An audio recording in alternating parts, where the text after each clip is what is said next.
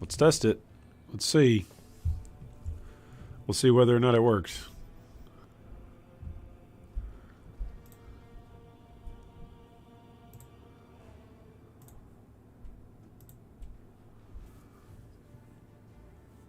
Okay.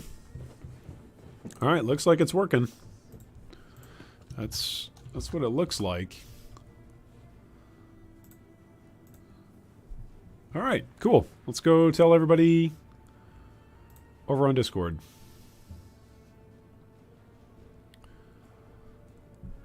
All right. So today, I need to pull up Path of Building. I've already got Path of Exile pulled up. Streaming this morning in the morning. Oh my goodness. There we go. At least morning US time. Okay, so we got Path of Building pulled up. We've got our level 55 Necro pulled up. Ooh, let's update that. Update, please. All right, so let's go tell everybody. Today we are live streaming on YouTube rather than Twitch for the day. The last time that I streamed on YouTube, by the way, the last time, it was 3:15 patch notes. That's at least what YouTube told me. YouTube told me 3:15 was the last time that I streamed on YouTube. Pretty wild. Pretty wild. All right. We will be... What are we going to be doing today? So, a couple things. We're going to be doing Act 6, Act 7, maybe Act 8 if we can get that far. Unless, of course, we die. For Hardcore Ruthless, solo self-found. And then the other thing that I want to do today is I kind of want to toy around a little bit with some more of the discussions and some more of the back-end anatomy stuff that I'm going to do in recommending guides for people for Ruthless. We will get into more of that here throughout the day. We'll talk about it. But I think playing Ruthless with specific blinders and specific focal points in mind is what's needed to really enjoy Ruthless and to take advantage of all that Path of Building could be and can be for Ruthless mode, right? So I think traditional guides for regular Path of Exile are still helpful, but they all assume that you have access to support gems. And there need to be guides out there that assume you don't have access to support gems and that are going to guide, especially newer players. If a newer player comes into Path of Exile and they try out Ruthless, they need to be guided. Now, some of you are going to instantly say to me, oh, Iron, I don't think anybody who's ever new would ever try a Ruthless mode. Okay, well, there are a couple people who have joined the G3 community just over the last week or two since we've been streaming, and they've said they've taken up Ruthless mode and they're enjoying it. They might not be playing Hardcore Soul Self-Found, I don't know. But that's cool. That's cool. I'm excited to see that. So, gotten a couple of messages from people on Discord and a couple from people on YouTube of people playing Ruthless mode. So I'm excited about that. So I want to provide with new players with some resources on what they could be looking at. So we'll build some POBs. That's what we'll do. We'll build some POBs for Ruthless.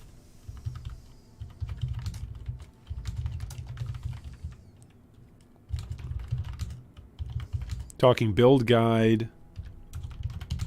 Really talking build guide philosophy and approach in Ruthless, as well as playing some Ruthless in Act 6, 7, and 8, provided I don't die. All right, there we go. All right, let's go tell all of our friends over on Discord. Yeah. You want to come in?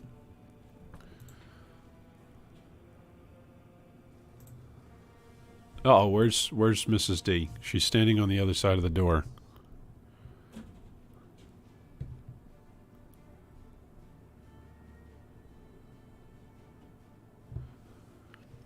Okay. I can always mute the stream if Mrs. Draconis comes in and has something private to say to me. Welcome. How's it going today, Jest? Hopefully you're doing well today. All right, I'm probably going to need the PoE Ruthless. Oh, going to need that pulled up. PoE Ruthless Wiki. Here we go. We're going to need this pulled up throughout the day, so I just want to make sure I've got access to that. All right. What else? What else do we need? I've got POB updated. I've got Ruthless Wiki mode up. I've got POB running. Hey, welcome, Mouth. Glad to see you made it. Streaming a little early today, so we'll see how that goes for all of you all.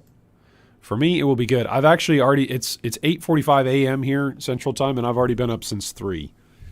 And so I just decided, you know what? My afternoon is basically the morning today. So that's how I'm going to treat today. All right, so what are we doing today? We just went over it. We're going to play a little bit. We're going to try and take on Act 6, Act 7, Act 8, as long as I don't die. I'm already at Brine King, supposedly, but I've really got some physical damage mitigation problems. Probably going to die. Other things that I need to do... Those are okay. Yeah, we were looking at those. Those were okay, but not worth it. Not worth it. We're gonna keep stockpiling currency. Look at this. We're just stockpiling the currency here. If I could actually roll this to be decent, well, if I could roll it to be anything that's rare, it'll probably be decent. I was going to check on Bestiary. Somebody had suggested checking on Bestiary, but I can't make it to Bestiary yet. I think it'll be Act 7 is when I can actually unlock Bestiary. That's my thought.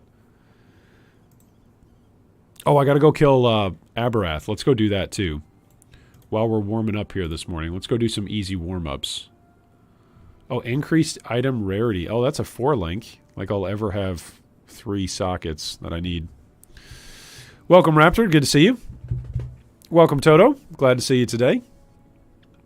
Oh, Raptor, I didn't realize you're over in Europe. That's cool. Exciting, exciting. Glad to see the G3 fam up and at 'em from all over the place today. Wow, so when we release videos at 8 a.m. Central Time US, that's like 4 o'clock your time, right? All right, let's go kill Aberath. We'll see if he blows me up or not. My fire resistance is at 75. I was reading the other day as well that rares can now cause 25%, I think, an additional 25% exposure is what it is. And so you want to, I forget what the number was, but somebody was sharing the numbers. I think you want to be overcapped at 130 to take into account elemental weakness and exposure that can happen. Hey, welcome, Concern. I did manage to get a Paradoxica, though. Oh, you managed to sell the sword, but the claws have gone up. Okay. Well, hopefully you can find a different one. Hey, Sapphire Ring. Nice. Hopefully you can find a different claw that is of similar variety. Have you tried out the new search finder that came out that Ziggy recommended and was all the rage over the last 2 days on Reddit and in the community forums? Just like, hey, look at this. Basically put your build in, and it's going to compare prices for you and tell you all the best things that you need. It's pretty cool. It's a pretty cool, unique tool for PoE. All right, kill these guys. He's got hasted and physical damage. I'm taking explosive arrow from somebody. Is that a rogue exile over here that's firing? No, it's just a dude. Just a dead skelly. I'm so happy with this build at the moment. Just feels so smooth. Nice. Smooth build, good build. All right, let's kill some stuff to get warmed up for the day. So there's a couple of things that I want to do today. One of them is, of course, progress through the story campaign and the acts. But another thing that I want to do is also talk about how to make build guides for Ruthless. I want to talk about how to do that. I want to talk about how would we design a POB specifically for Ruthless.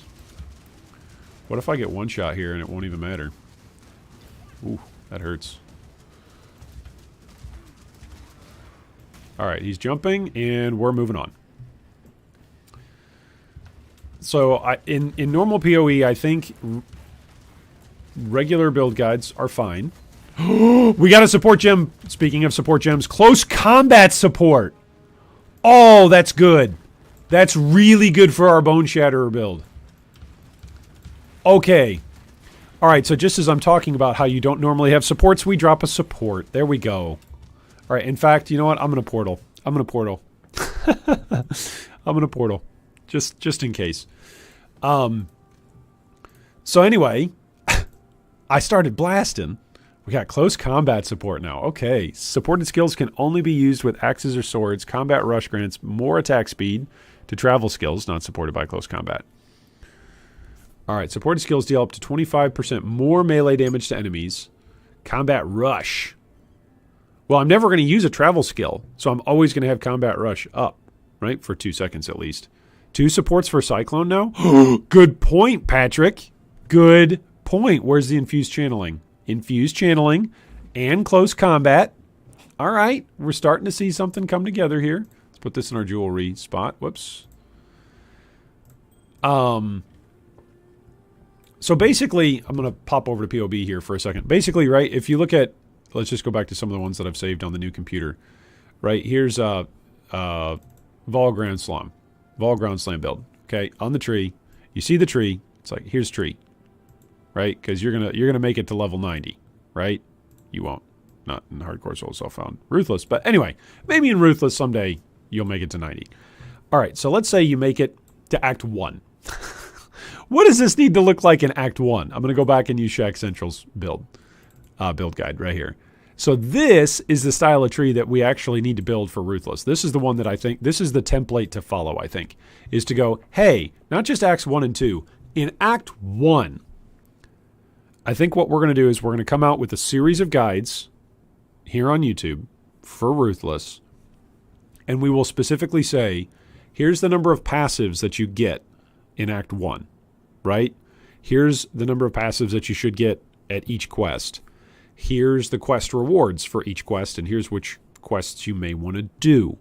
Like, really super detailed, walking people through, assuming that somebody is new to the game and they just downloaded Path of Building, and they're going, okay, how do I play Ruthless?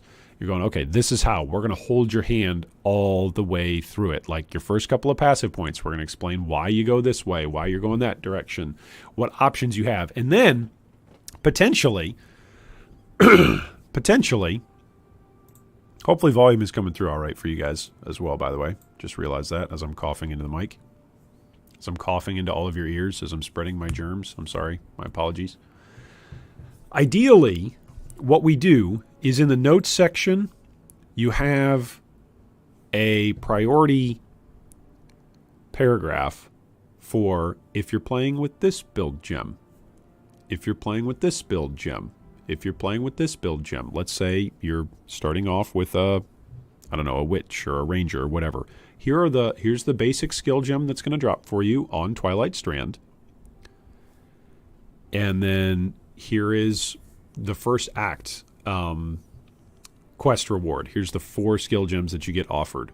And here's potential trees for each of these skill gems. Isn't it a bit patronizing? No one's going to start with Ruthless? Possibly, Tinda. Possibly. It might be patronizing. I don't know. I personally am just looking at the landscape of Path of Exile as a community, and I'm going, okay, what is somebody who's playing Ruthless, what do they go do?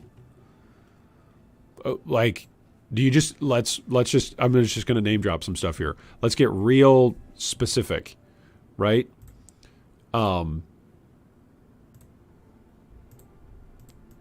Like, do you just go in and say right away, all right, go watch Zizaran. Just go watch Zizaran's university, right? His university for PoE. Is that what you say? Because a heck of a lot of the stuff that's in Zizaran's playlist on University PoE, or what is it called? PoE Academy? I forget what it's called. A heck of a lot of it's not going to be relevant. Not for Ruthless. There will be some things, some vendor recipes, some particular builds, some particular tips on playing the game. But specifically for Ruthless, there's going to be a heck of a lot of it that's not going to be relevant. It's just not applicable, straight up, not applicable. And so what I'm looking at is I'm going, okay, as a community, who's out there going to discuss Ruthless? Maybe not in an exhaustive sense, but who's out there and who's really going to help players who want to play Ruthless consider their possibilities. Like, I'm looking at it and I feel like with POB, oh goodness. I feel like with POB, we can basically create multiple different POBs based off of active skill gems, and then you can make templates based off of those skill gems progressing for each act as well. Oh, I lost all of my zombies there from that slam, from that explosion. That's kind of spooky. When zombies die, it means I might die soon too. Oh, hey now. Hey, face a decoy totem. There you go. Go over there. Sheesh. Leave me alone. So I think that's part of the appeal. I think that's part of the opportunity that's there for us as a community, is to talk about Ruthless and to talk about it. Maybe that sounds patronizing, but to talk about it in a very Ruthless-like way. I would even say, I would just challenge players who aren't playing Ruthless. You're a veteran player of Path of Exile. You think you know everything about the game. You think the game is easy. Okay, great. Go play Ruthless. Go give it a shot and try following a build guide. Try it. Personally, when a guide is too much targeted at noobs, I lose patience and close it. That's fair. And that's totally fair. That's fair that you've recognized that you're like, you know what? This build probably not going to be that helpful to me. That's completely fair. Not trying to say that every single build is going to be good for every single player out there. But what I am saying is right now I'm looking out at the landscape and I'm going, boy, there's not a lot of people who are just going to be talking about Ruthless and how to actually progress in Ruthless. There's going to be a lot of players who are looking at build guides and going, how do I actually progress in Ruthless? What do I do? My build guide says Act 1, 2, and 3, I should have a 4 link by now. I don't. What do I do? Where's the guess I'll die meme? Right? Where's the old guy just like, guess I'll die? Right? So that's a thing. All right, so we did this. Oh, Puppet Mistress, that's right. Okay, this is chaos damage. She's going to absolutely shred through my zombies. I'm an odd duck. I use POB to explain builds. I don't think that's odd. I think that's efficient. I think that's very efficient. Minions explode with fire. I think it's efficient to explain builds with POB. Just be like, all right, so where's the damage coming from? Which boxes do you tick to actually show where the damage is coming from? What are your defensive layers? How strong is it? You know, I think POB is very helpful for that. So I think it's a possibility to contribute to the community, which is one of the things that we like to do around here. We like to try and have discussions that help contribute to the community.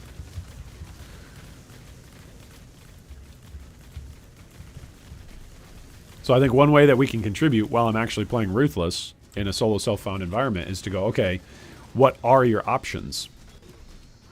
If you start off with a Witch, you got Blight, you got Freezing Pulse. What are the pluses and minuses of each of these skills? Kind of doing a comprehensive hold your hand sort of thing. Now, as a discussion video, the discussion videos themselves would just introduce the POBs, basically. But I think we could do one of those for each class, or for each character class, not for each ascendancy, but for each character class. You can say, look, here's the active skill gems that are going to be available to you in Act 1. Here's what an attack-based tree could look like. Here's what a spell-based tree could look like. Here are relevant and helpful vendor recipes that you might want to keep an eye out for. Here are potential things to be looking for on a filter. I do not have a custom Ruthless filter. Does anybody know if anybody's using a custom Ruthless filter? That would be interesting to know. If there is somebody who's already made a custom Ruthless filter, I'd love to be able to just recommend and point people in a direction. Ooh, that's a lot of dot. Oh, that's a 4-link. Red and green. Oh, Soul Eater. Gotta be careful here. What is this guy? He's spooky is what he is.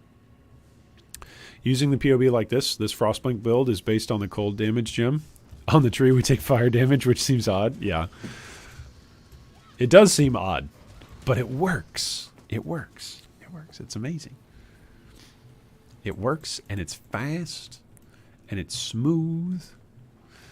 All right, let's send out some SRS. Can I drop skellies down there without walking all the way over there? I think I can. There we go. Yeah.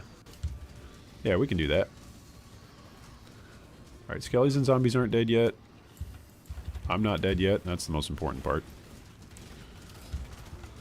I am taking some serious poison ticks, though. Alright, Rislotha's Nest. Alright, and then we're going to drop some corpses up here. We're going to drop some skellies up here. Alright, here she goes. We're going to hide over here. Hope she can't shoot me from over there. I hope. Where did she go? I don't know. She's over there. Go get her, guys. She dead? I am taking dot.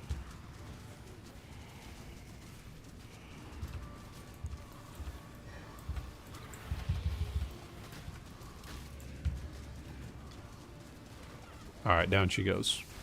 That's another passive point. Rislotha. I'm excited. I'm very excited.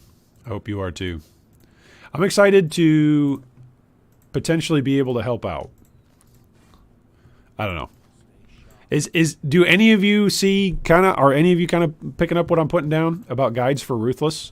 Like, I'm open to ideas at this point, by the way. I haven't put a ton of work into this yet. So if it calls for like a rethinking everything, I'm okay rethinking everything. Ooh, increased armor from equipped shield.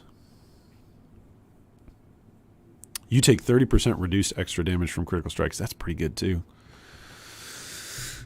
Oh, man. I think the armor from equipped shield is probably going to be my best bet. This has got 65 armor on it, but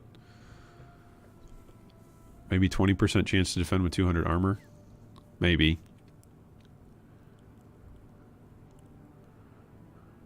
The guard skill thing is also nice if I go and grab, like, Molten Shell or something. Hey, what's up, Sonny? Sonny says, Iron, I think you won that little race of ours. You're clearly having more fun running in circles. That is the campaign. Congrats on having fun in the game. Oh, thank you, Sonny. I'm glad. Hey, man, I'm just playing games and having fun. That's what I do. I enjoy it. For the items, we scale any source of +1 level to cold or +1 to travel skills.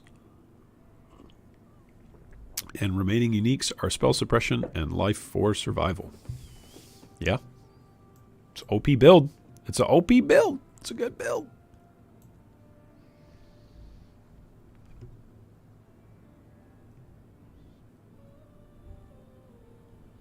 Ooh, minions have 30%? Oh, minions recover 5% of life on minion death. That might actually be really good with so many guys that I've got. That's interesting. It might be good. It also might not be.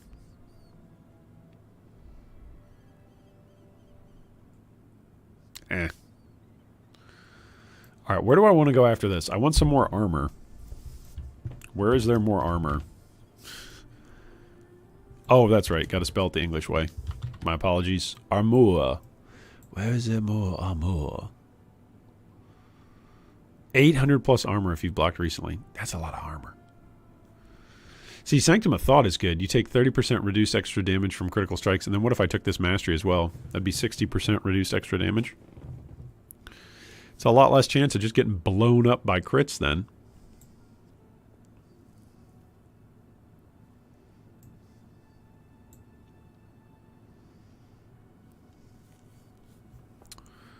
Come down here and take Juggernaut.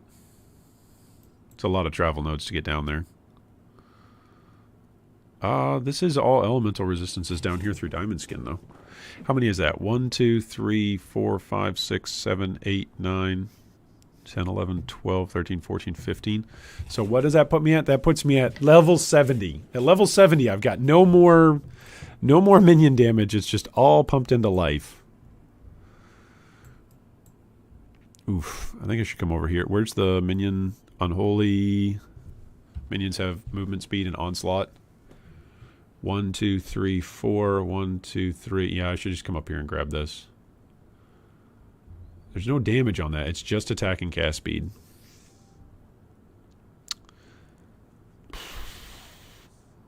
This is also where we get golems, though. So let's try that. Hey, welcome, Frank. Hello from softcore self-found Ruthless. How's life over there? So far, I'm alive. And so the answer to the question, how's life over here? If we're alive, it's good. Being alive is good. We're going to go take on Brine King. I'm a bit worried about my armor, though. That is a legitimate concern. My armor is a legitimate concern to me. Kind of spooked out about that. I need to get some upgrades here. I need some upgrades to drop.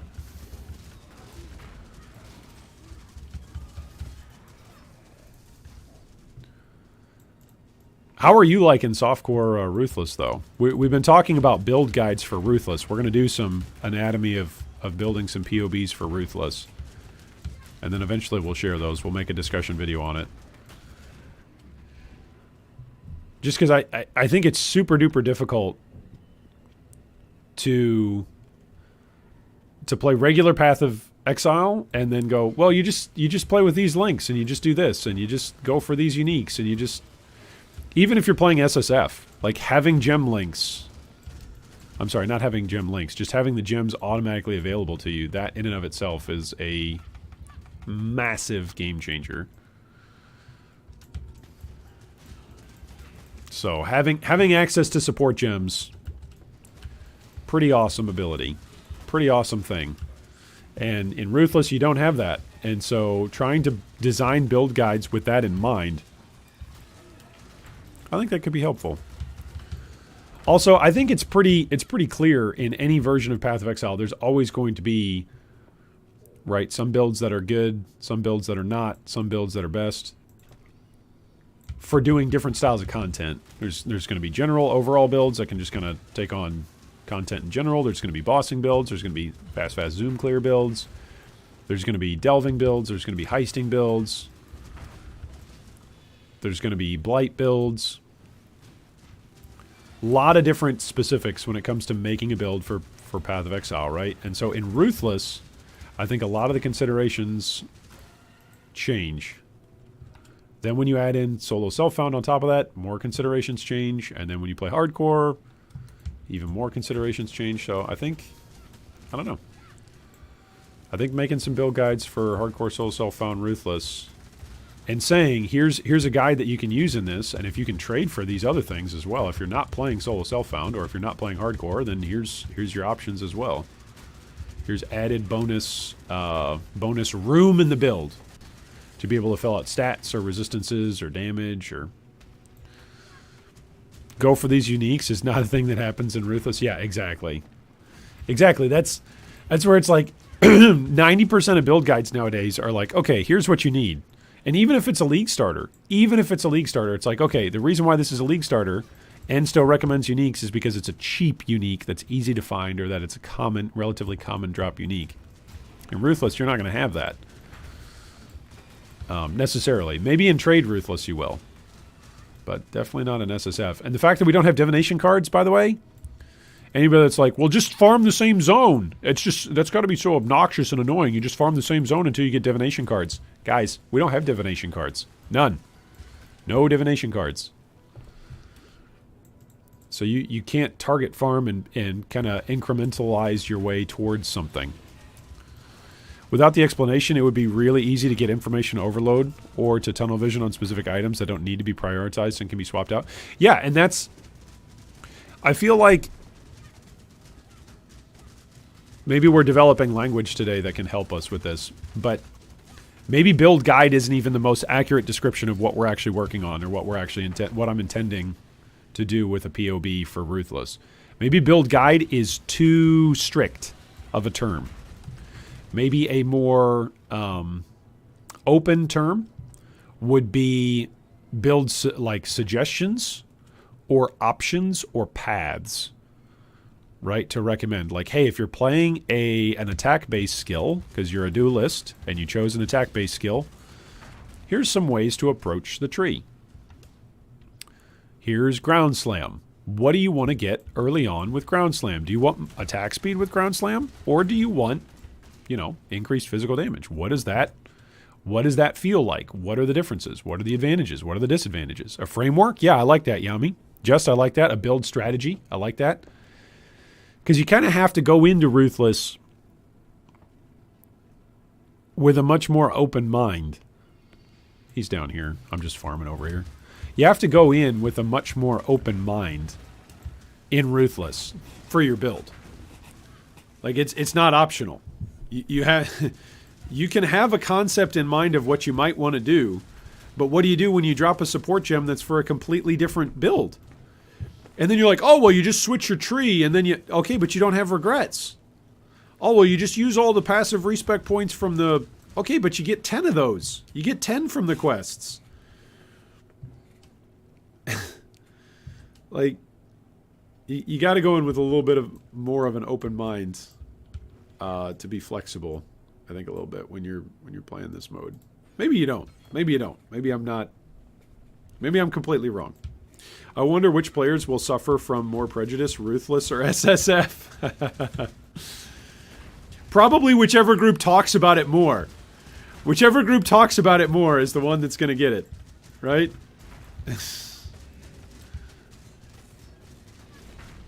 That is a 4-link... Is that what we're looking for, actually? We're looking for a 4-link chess piece that can go green and red and blue. That is awfully close to what we're looking for. If one of those reds was a green, it's 2 reds right now. Does close combat... Close combat can't work with minion skills, right? It's got to work with your active skills. There's no way that I could be using close combat with my minions right now. Well, that guy, he slaps. This ability, this lightning totem ability, yeah, that can hurt. I have fought this guy like 2 or 3 times, or rares with it. No, thank you.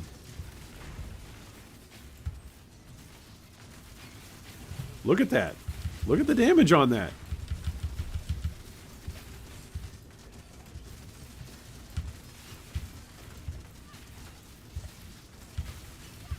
Actually have to pay attention. There we go. Whew. Too much clutter. Sister, why do we have too much clutter right now? Oh. Because it's a 2-hander. You just play Flicker Strike? Thanks, Jordan. Just play Flicker Strike. That's all you got to do. Like, why aren't you playing Flicker Strike? That's the answer to the question. Are you playing Flicker Strike? No. Go play Flicker Strike. That's the solution. Just go play Flicker Strike. Alright, so this is a 4-link. It's got good levels of armor. Better than what we've got. What are the rolls that we're using on this right now? We're using life, we're using cold resistance, and we're using regen. Do I need the cold resistance? If I lose 12 cold resistance, I think I'm still capped. Can I get 1 green? Oh, it's 2 green. Oh, we used all our chromes. Okay. So no. Can't get it to hit. Oh, we did drop this the other day too, guys. The Dread Arc. We're going to use that on our champion, on our duelist when we swap over to our duelist. That's going to be fun. Oh, I got to talk to Lily. Lily, can you refill my flask, please? Thank you. Wait, why doesn't she? Oh, Bestel does. That's right. Thank you, Bestel. Lily's a jerk. Sheesh, Lily. Yeah, I think probably Probably the people who are going to suffer the most are going to be hardcore solo self-found ruthless players.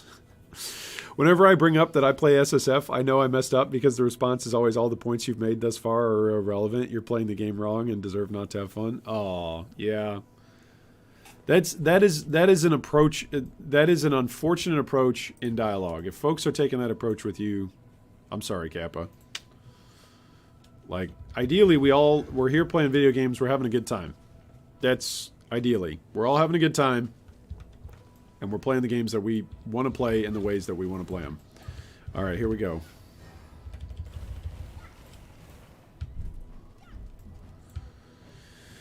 All right. Here's where we die to the Brine King, right?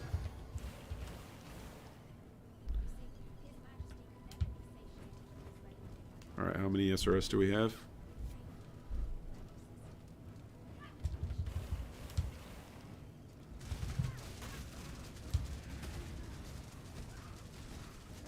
All right, he's probably going to kill all the skeletons and all the zombies like right away, right? So the trick is just keep SRS up. Okay, he's phased once.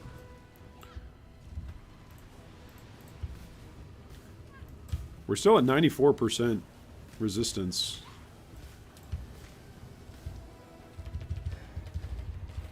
He did not kill the zombies. The zombies are not all dead right away. I'm genuinely surprised.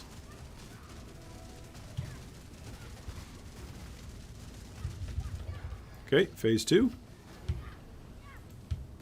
Stay close. Don't walk into the water. Ooh, that one hurt. That actually took out my mana.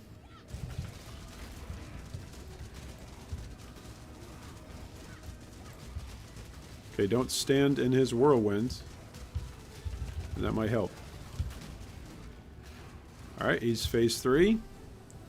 This is where we have to stay real close.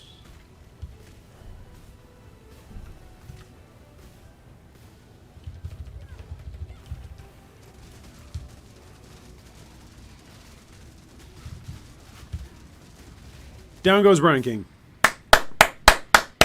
Alright, Act 6 is done, baby! Oh, we got a full mail. Alright, let's take a look. Oh, look at that! 74 maximum life. Okay. Fire resistance, cold resistance, and mana. It's got significantly less armor, though. Almost, it's got 80 less armor. Ooh, that one's got more armor, but... Oh, it's got an additional flat 4% additional physical reduction. Oh, man. Oh!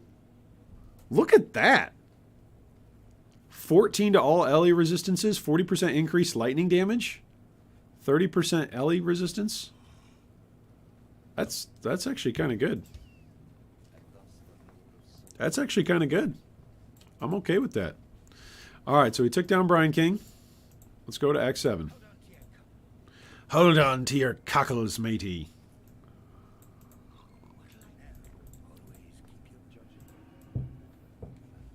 Scrub the poop deck. Yar, I'm a pirate. Oh, okay, this is where we, Act 7 is where we get the next quest from Divinia. Okay, let's sell. Oh man, it is more life, but it requires level 35 too. I'm actually gonna keep it. That's actually really high life roll and 2 resistances and mana. I'm keeping that. What is that level? 35. It's the same level as this. Look at it. It's the same level requirement as this one. Yeah, we're keeping this one. This is the one we're keeping. That one requires level 47. Yeah, but we haven't rolled it yet. It's really fun to see your reaction to stats on items that in any other mode would be ignored. Yeah, I mean, things are... This is the only way I'm going to get stuff here. I'm going to make a belt tab. Let's make a belt tab. I have plenty of tabs. Let's just make a belt tab. This is the only way I acquire items, is by actually fighting stuff and having it drop. That's it. So when I get stuff, I'm pretty excited about it, okay? Okay, I've got 6 orbs of augmentation. Who's the one to trade with here? Is it Yina? Alright. I need regrets, and for regrets I need scourings, and for scourings I need chances, and for chances I need fusings, and for fusings I need jewelers, and for jewelers I need alterations, and for alterations I need augmentations. Okay, I can buy 1. Alright, let's keep farming. The answer is, let's keep farming. I like that any currency item at all as a pog moment. Yeah, that's... I mean, I literally am picking up wisdom scrolls. Like, that's what I do. I pick up wisdom scrolls. I would probably... If I was playing softcore and not so worried about dying all the time, I would honestly probably not care that much to pick up everything like I'm picking up right now. Like, again, this is all self-imposed difficulty in a lot of ways, right? I'm not complaining at all about this mode. I am choosing to play this mode as quote-unquote difficultly as possible as I can without making it a private league and turning on a whole bunch of extra stuff. Are you prioritizing increased item rarity in this mode? You should. I've got it on some of my gear. I have it more on my duelist than I do on my witch because I'm killing stuff with minions. And so when you kill stuff with minions, your magic find stuff doesn't apply to that. That's just been a rule for PoE forever. It's one of the reasons why you don't see magic find necromancers.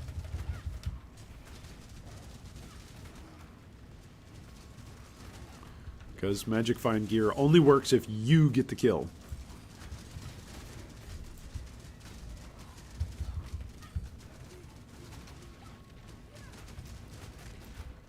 Stop rolling around, dude.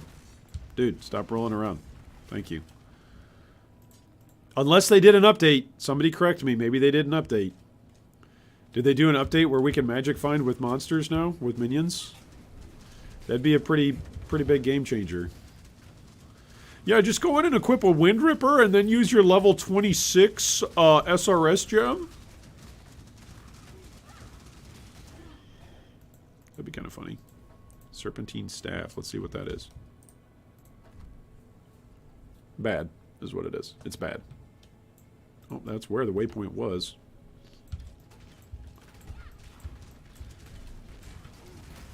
See, I think the way to approach build guides for this mode is to take it one act at a time and to talk about the build guide in relationship to the skill gem, the active skill gem of the player's choice. And I think the broadest way to talk about that is generic spell or attack-based builds. I think that's the way to discuss it. Full drop orb. We got a full drop trans. We had a full drop chance orb drop for us the other day too while we were on a mule. That was pretty nice. I think we used it on an amulet. I don't remember though.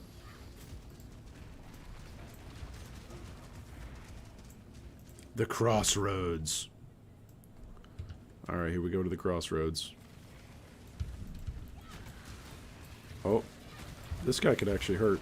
Exploding orbs? Yeah, they actually do damage. Ooh. Why is it that the exploding orbs... Oh, maybe my taunt. Maybe my taunt was dead. Maybe that's why. Why is it not blocking it? Maybe because it's dead iron.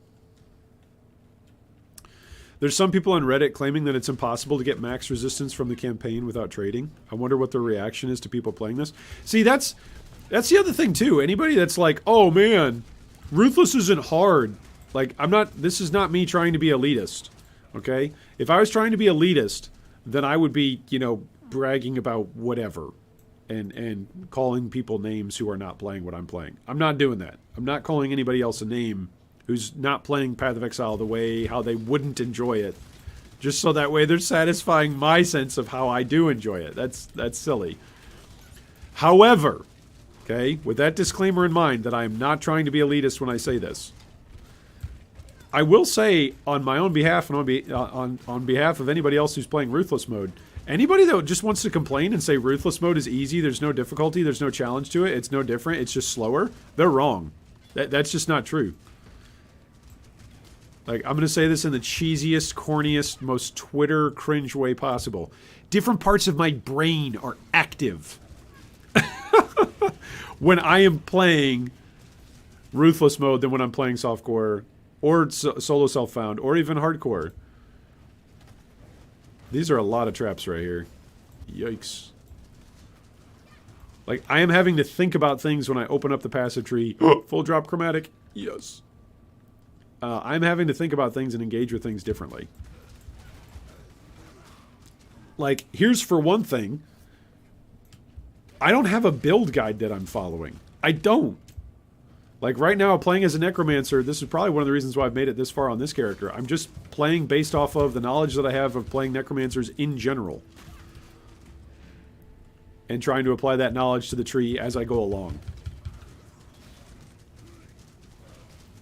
I'm not saying that I couldn't follow a build guide. I'm not saying that there's no chance that a build guide would be helpful. That's why we're having the discussion to say I think we can put together build guides and I think they could be helpful. But I'm saying I'm not following one right now. If I was playing any other mode, I am following a build guide. Even if it's SSF, by the way. I'm still following a build guide. If I'm playing any other mode. Because I'm going to go, okay, these are the things I can farm. These are the... Like, think about it. In SSF, in normal SSF, you can target farm div cards. There's div cards. That's a big part of the SSF experience, is farming using div cards. Am I slowly taking poison damage from somewhere? I feel like I am. Maybe not, though. Does he, like, not take damage if I'm not standing in the shield? What's the deal with this guy? Inflicts grasping vines and temporary proximity shield. Okay, too much clutter. I feel like I'm taking a dot. Do vines do dot damage? They do! Oh, I didn't realize that. I didn't realize that vines actually deal damage. See? We learned something.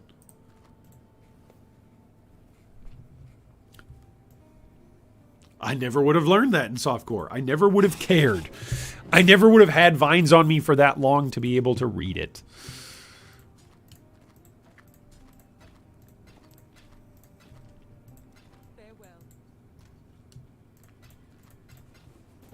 Look at all these full drops we got. All right, so pull up the passive tree. Do we go here for the 2 golems? Maybe. Or we go here for minions movement speed. I think that's what we do. We go here for minion movement speed. That's what we're going to do.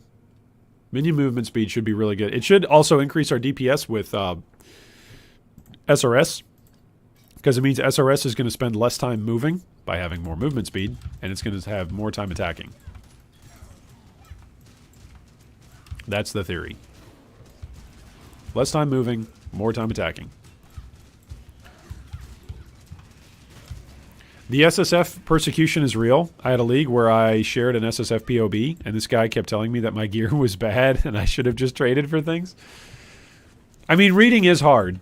Like, just yesterday, I made a pretty embarrassing mistake regarding reading. I just read something absolutely wrong. Completely incorrectly. And so, you know, sometimes people don't read things very well. That can happen. That's a human thing. It's a thing that can occur. All right, we are 5 levels over the zone. So in theory, I should be safe. Safe. Famous last words. In before I died like a chaos dot.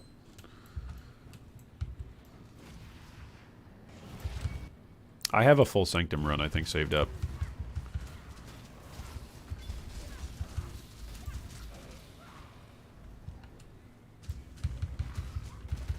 I probably should go in there and try a full Sanctum run, actually. But I feel like at the moment I've actually gotten decenter gear, more decent gear from the campaign at the moment. I'm not complaining about the league mechanic. I haven't really interacted much with the league mechanic, so I got no room to complain about it. I think it's because all of my runs that were saved up were from super low level zones. So... After telling him repeatedly I was SSF, yeah, that's... Some people don't get it. Some people don't get it. And that's okay. You just got to move on. Just got to move on and keep playing the game you want to play.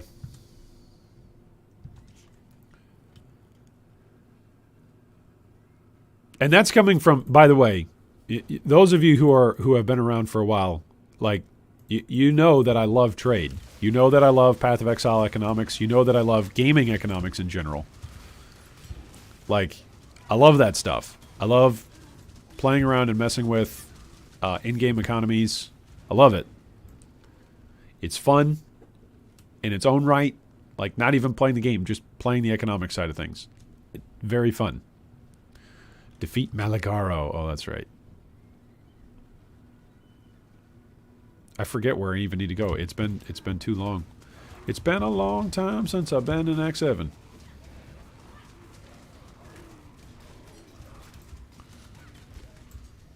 Isn't Malagaro... Is he down in the crypts? I forget. Is there a rare right here? Ooh. There is a rare item!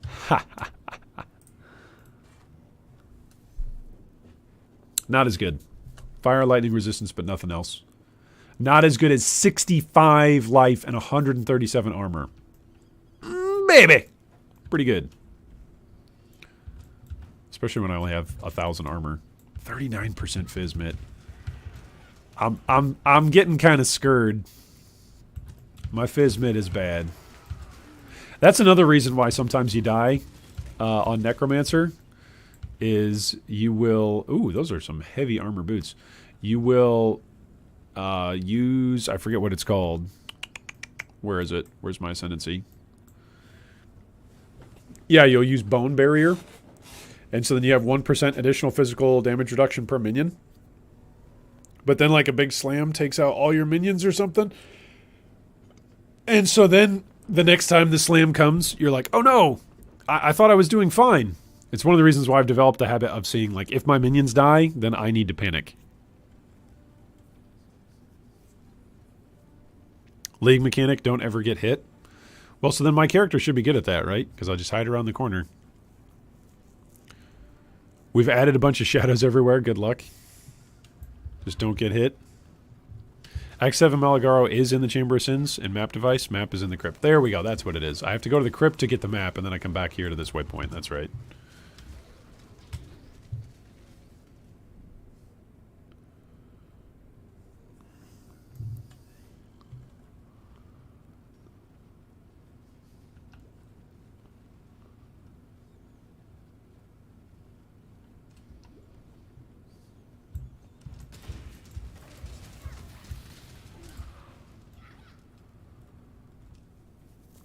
Yeah, just don't get hit. Just never ever get hit by anything, right?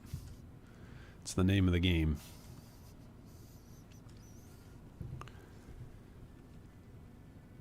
Ooh, magic item. I thought there's a unique in here. Wasn't there a unique spider, or is that only in Act 2? Is it not in Act 7? Huh. Maybe it's not. Alright, so let's swap back out. Let's go here to the waypoint. Okay, this is Chamber of Sins, but we want to go down here. Alright, let's empty out our stash. Okay,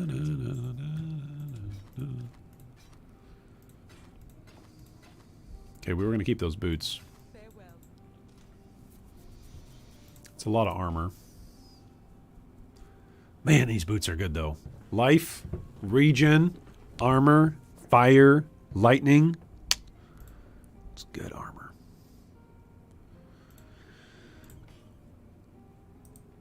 Oops. Did not want to do that. Let's rename this to boots. Actually, let's rename this to Maybe Craft. Maybe Craft. Let's do that. This is our Maybe Craft. Where's the Maybe Craft stuff? Did I have another one? Nope. Nope, nope, nope, nope. I thought I had another base. Yep, there we go. There's the base. Look at those boots. No life on, but that's a lot of armor. 280 armor. Alright, there we go. So we got 2 chest pieces and a pair of boots. If I were to rate the League Mechanic 4 out of 10, it prioritizes too many corner tech builds, and guards have way too much HP. Yeah. I wonder... I wonder if there is a...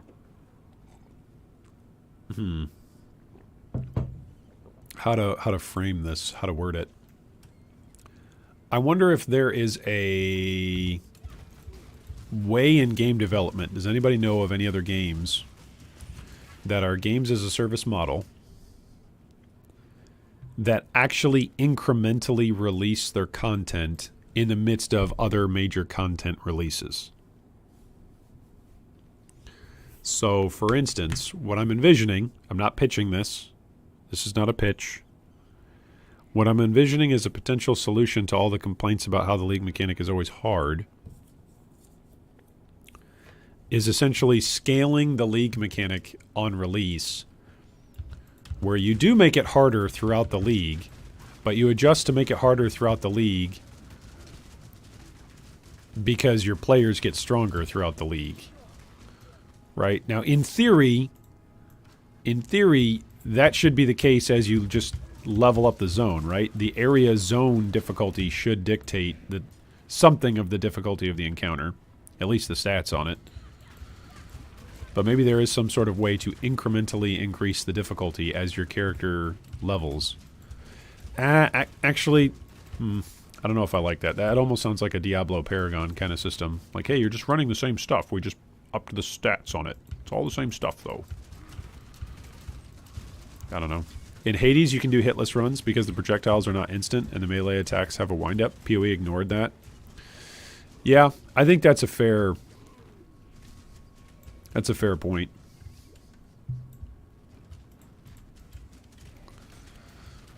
What you're asking for is being called balance things out.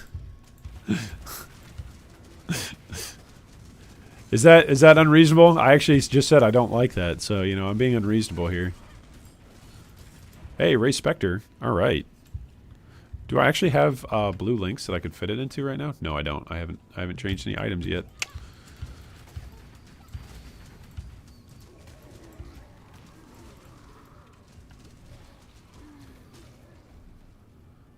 I also feel like another thing that changes in SSF, like to a certain extent, I just want to rush to the end, right? Get to maps, whatever, because that's where the most stuff is at. But I don't feel bad about clearing stuff in lower level zones. I don't feel bad about it in SSF Hardcore, because I'm like, well, I'm still alive. Yes, I'm over the zone, but stuff is still dropping. So as long as stuff still drops, and my gear is still bad from previous, you know, previous acts. Oh, goodness. Here, kill this guy first. There we go. Man, look at those SRS. They are doing work.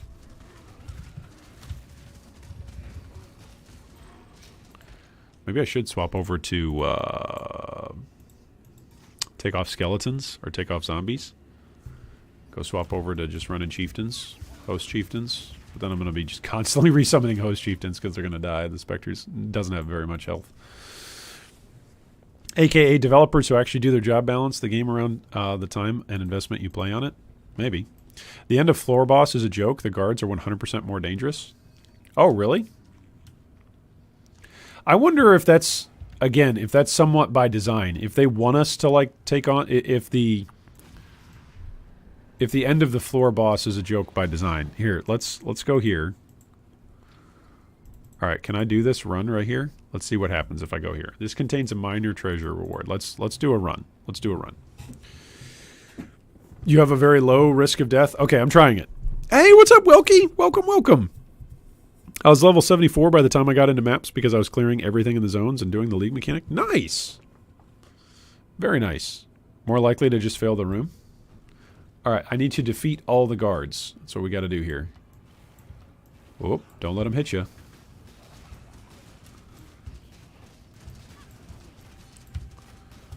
Hey, I have a taunt totem up, sir. I have a taunt totem up, sir. Excuse me, sir. I have a taunt totem up. There we go. Sonny, what do you got? Quick question. What is this item? Is this balanced? LE damage over time, fizz crit? What? Crit strike multi with bows. Physical damage to attacks. Damage over time with attack skills. Okay, so like Caustic Arrow, Toxic Rain.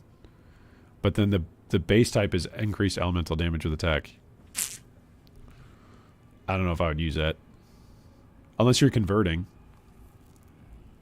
Right? If you convert. Like you stack up somehow like a bunch of LE damage and then you convert it to a dot. I don't know how you do that even. Nothing is immediately coming to mind. Sir, I have a taunt totem down. Why do these guys not care about my taunt totems whatsoever? What's the deal with that? Is that by design? Like, are they just tauntless? Is that the deal?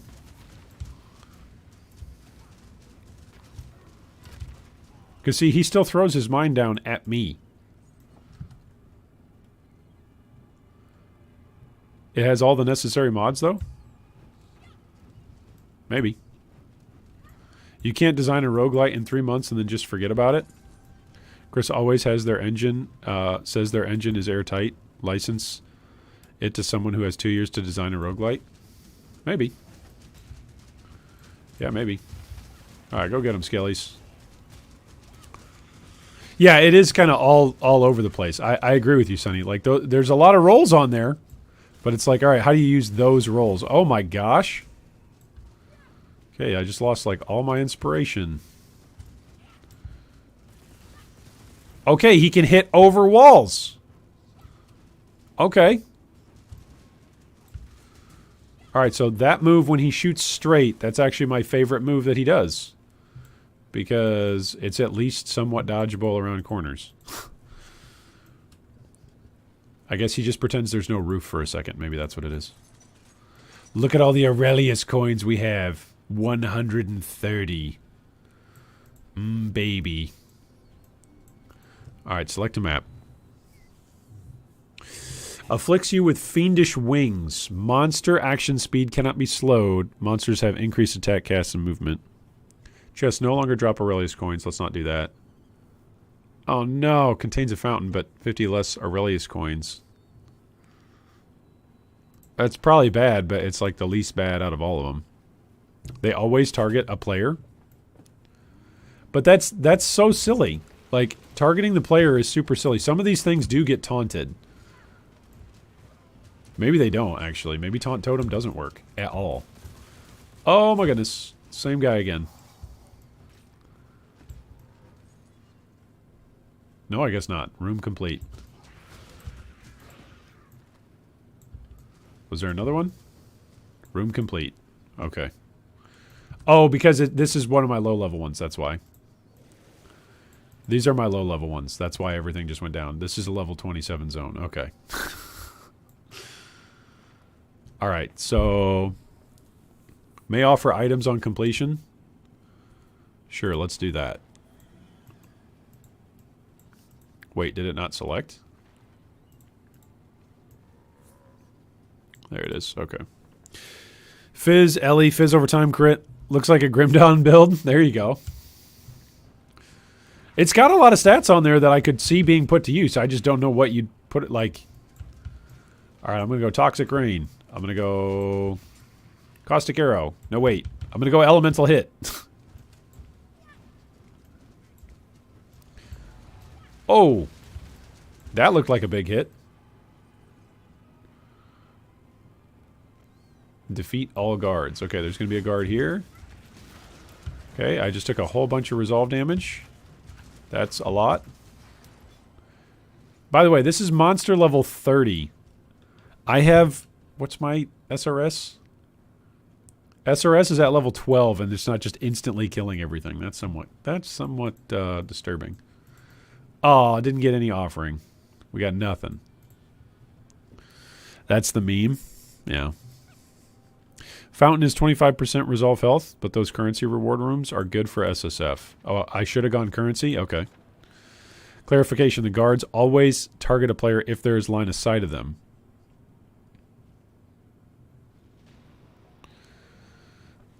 Yeah, worthless item even though it's got the right stats on it. Oh goodness, did that hit me? Okay, that does hit. Okay, I have no idea where this thing is, but SRS are taking it out. Okay. That's a big swinger though. That is a big swing hit. Relic altar unlocked. Okay, I didn't even know that we were fighting a boss. Full leather, do I want that? No, I don't think so. I don't think so. We're okay. Remembrance.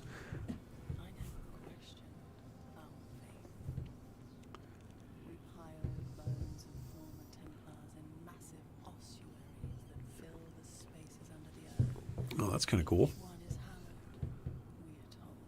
Each one is sacred. Yet as I stood there on that broken day, gazing at the bones I was supposed to join, I realized that I had no idea who any of these people were. Oh, interesting.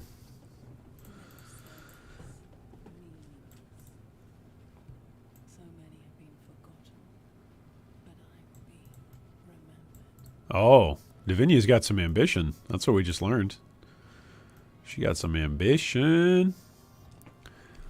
So I kind of want to drop my items. So what do? I go back to the crypt, right? And then we continue the run? Yeah, let's do that. Let's go back to the crypt so that way I can portal out and drop off my items.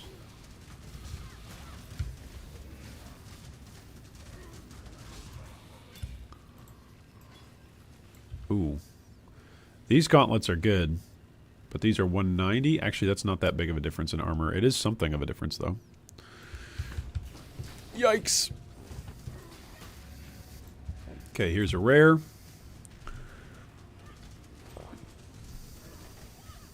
Yeah, extra lightning damage and exposed. Those are the guys that can, when paired with elemental weakness, like I think it's 130 is what you have to be at, right? Because isn't elemental weakness 30%? Elemental resistances? And then exposure now is 25%. So you got to be at 130 to actually be overcapped. I would like to try a totem build in Ruthless. What do you think? I think you can give it a shot. Yeah, I think it's not a bad thing to give it a shot. Totems, here's the thing. You don't have spell totem support. Okay? That's the thing. You don't have spell totem support. So without spell totem support, you got to go, okay, which totems are you going to play? Are you going to play support like ballista totems? Are you going to play generic ancestor protector and then like ancestor war chief totems? Can you flex your currency tab? Sure. Sure, I'll flex it once we go back. I can show off all my currency from having one character reach level 57. Oh, gosh, that is a big move. I don't know what it is, but that looks scary. It's Molten Shell. Okay. Well, it looked big. It looked big, and I did not recognize it, so I was terrified. Holy Fire Totem? Yeah, I think, what is it? Is it Holy Fire? Wave, not Wave of Conviction. Yeah, I think it's Holy Flame. Holy Flame Totem is pretty decent. I've seen some players on the solo self-found hardcore Ruthless ladder using that. Also, the fact that it gives you Consecrated Ground is not bad, right? More survivability. Always looking for more survivability. Speaking of totems, leveled up decoy totem, baby!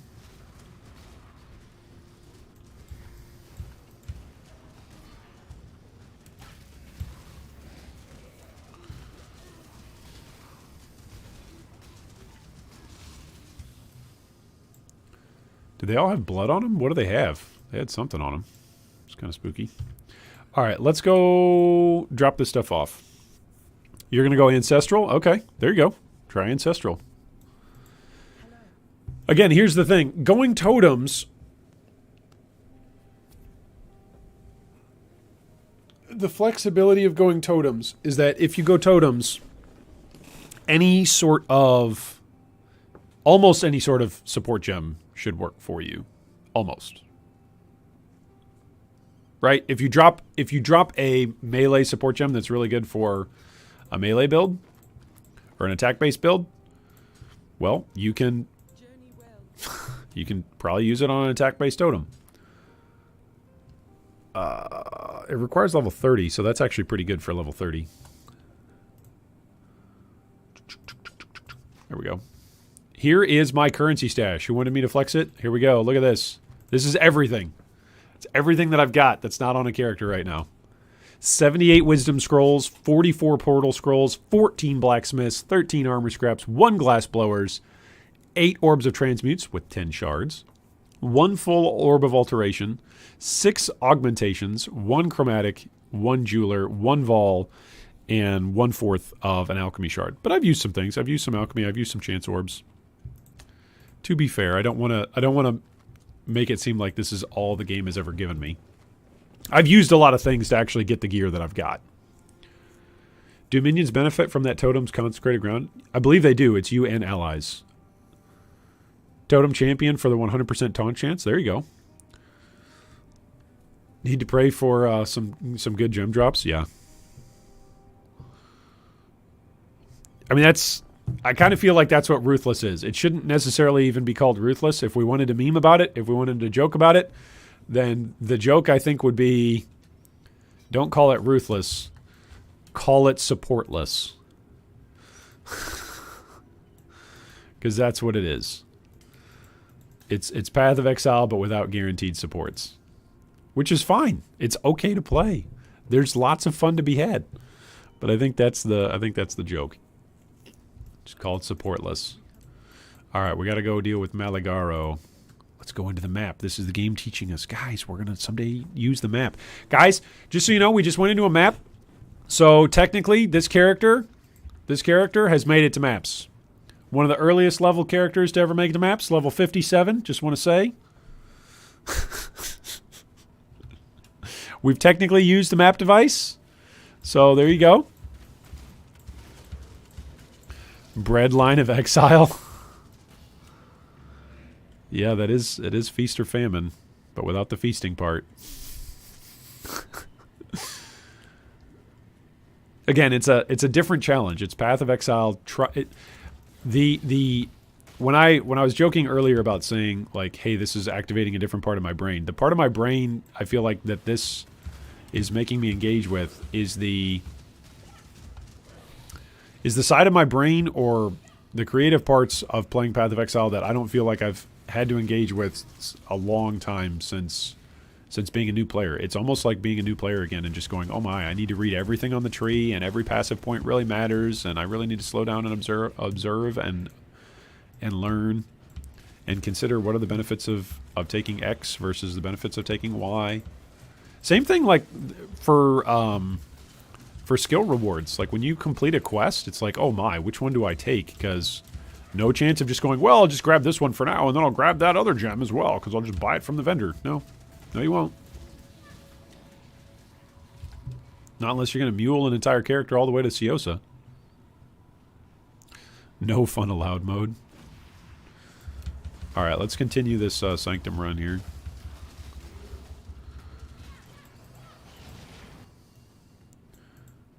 This is going to be level 52, though, as a room.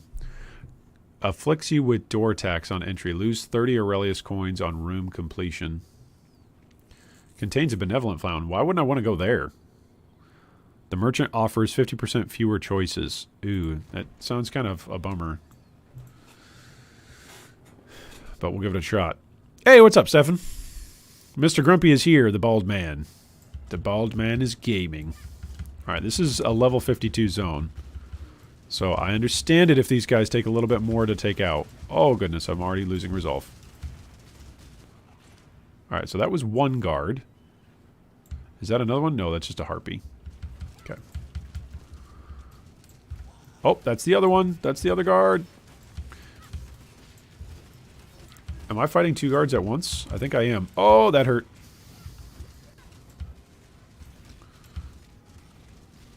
Okay, where's the I'm just gonna fail this run. Let's just fail it. Yeah, let's just fail it. Yeah, it's good. We didn't even defeat all the guards yet. Still another one? Harpy. Guard? Yep, guard right there.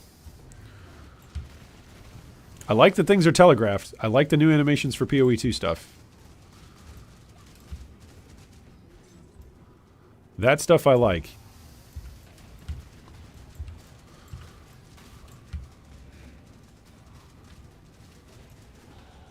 Oh, cool. Defeating that guy gave us the level.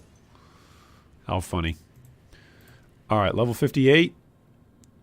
Minions getting attack and cast speed, baby. Woohoo! Let's go. Alright, Templar cash. Look at all these coins, guys. We got like 10 coins. Alright, we're up to 304. We want you to feel the weight of the coin.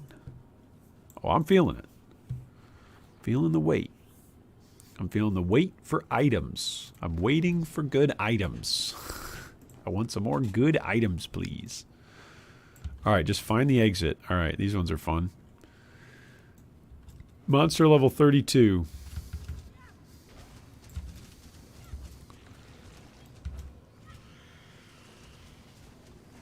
Oh, there's a guy running behind me. Did that cost me resolve right there? Oh, that did. It's kind of rude. Oh, that did. How to Fail a Run by G3 Iron. This is not the exit. This is not the way I want to go. Oof. Do I want to go this way? I do want to go this way. Oh, you missed me.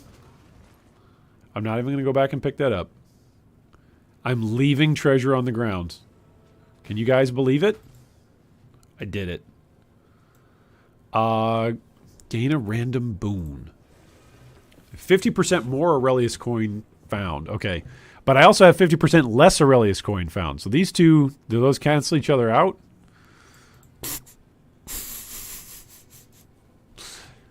So now I just have normal amounts of coin found. Is that the way that works? I think so. I don't know. Alright, gotta find the exit. I'm right around half of my resolve life. Okay, traps. I like the big traps with the... Oh, got hit again. Man, I like the big traps with the fireballs that you can just block with your zombies. More of those, please. Less of the floor traps that my zombies can't block for me. Alright, so how many coins did I get? I got 5! We got 5 coins from a level 33 zone. Alright, we got 4! Let's go! 4 coins. Alright. Oh, that's gonna hurt. Nope. Ha ha ha. Too good for you. Does it actually drain you before it goes off? Oh, 5 more coins, baby. When does the damage actually take effect on those floor ones? Pretty sure you're still behind? Oh, no. That's awful. They're not full-on canceling each other out? That's a bummer. Thanks for doing the math, though, Frank. All right, let's go fight Verakath, the Waxen. Let's go fight a wax statue. Wax on, wax off. No, don't slay them. Oh, I have 67. Okay, I'm totally going to lose this run now. I got an urn relic, guys. And then there's nothing else to grab in that room. We've done that before. Can you be tempted? Receive 1 now. Oh, or 2 on completing the Sanctum. Oh my gosh, there's no way I'm ever going to complete it, but I'm doing this. A sacrifice today is a blessing. I'm so greedy, guys. There's no way. There's no way I'm ever actually successfully completing this, but I'm doing that anyway. All right, what do we got? Chests have 6% chance to drop double Aurelius coins, 16 maximum resolve. Sounds pretty good. All right, how many more do I have left? I have 2 more left that are low level. I need to do this. Do the Benevolent Fountain, right? Yeah, do the Benevolent Fountain. I've never got to the boss before. Okay, there we go. Well, I'm glad to help out there a little bit. Oh gosh. I don't know how much further I'll make it. I've only got 67 resolve. 46 resolve. There's no way. There is no way. 46 resolve? Oh, goodness.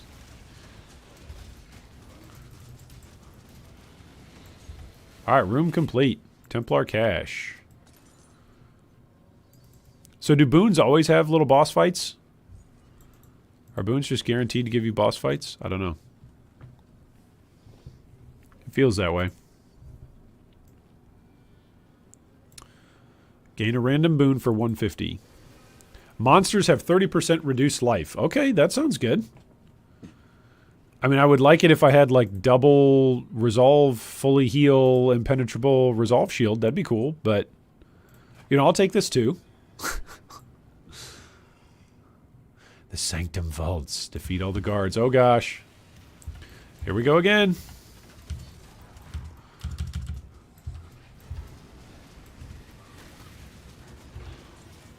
Did I take damage there? Not yet. Not yet. Oh, I took damage there. I'm at 4. Yeah, I'm gonna go down. Did we... Oh, we defeated it. Okay. I have 4 life. Oh, my goodness. Why am I stuttering? Why am I stuttering? Instant stutter. I have 298 Aurelius coins. Guys, this is going to be two alchemy orbs that I will never see. What is the grinning fetish? What is the blue thing there? Why can't I pick up this guy's staff? Right there. Just give me that. Is that one of the elite uniques, actually? That'd be kind of cool. See what I mean about that? Just don't get hit? Yeah. Now, it is strange to me. It's very strange in a game that's all about gear checking that our gear doesn't count in the Sanctum. That is a little strange. It's a little weird. A little weird. I'm just saying. A little weird. Not saying it's bad. Just saying it's different. It's a different thing to be considering. It's a little bit like Blight, actually. Like, okay, my build is not going to be the thing that's going to carry me through this content. Or my build, the same stuff that's carrying me through other content is not going to be the stuff that's carrying me through this. It might be that your build is going to help carry you, right? There are certainly some builds that are more conducive to Blight content than others. Earthbreaker support! What the heck is this? Supported skills deal less damage. Supported skill will summon a totem which uses that skill. It supports slam skills, summoning them to... Okay. Okay. All right, we've actually got like a totem guy that's basically getting set up to go. That's what that is. We're going to go drop that off right now before I, like, die. All right, so let's go drop this off. That's 2 support skills that we've gotten today. It's not spell support, like spell totem support. It's Earthbreaker support. Okay, so it only supports slams? But I guess that means all the stuff about slams also helps with that totem, right? Scaling slams will scale that totem as well. I need some ideas for the duelist. The duelist... We've got close combat support. We're already using Earthbreaker, or not Earthbreaker, Bone Shatterer. We just dropped Earthbreaker. That's what we did.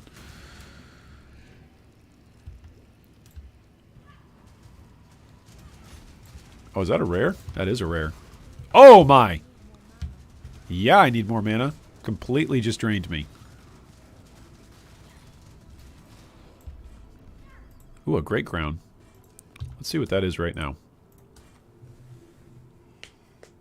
49 life. Regenerate 20 life. And 164 armor. It's less life, but more armor. Less life, more armor, and better regen. But it doesn't have 2 blue. Doesn't have 2 blue, so we're going to save it for now.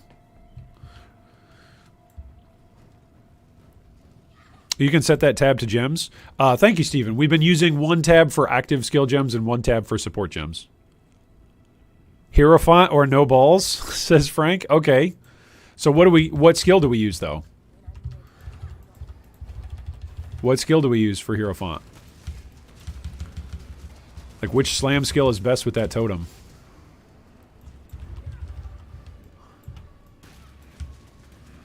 Oh, gosh. Chaos damage.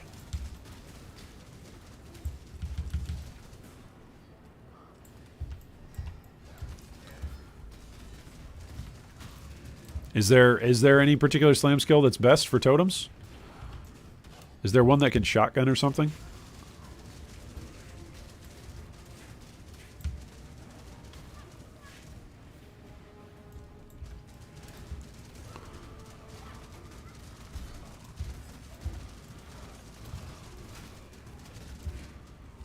All right, Black Venom acquired. All right, let's go drop off our inventory.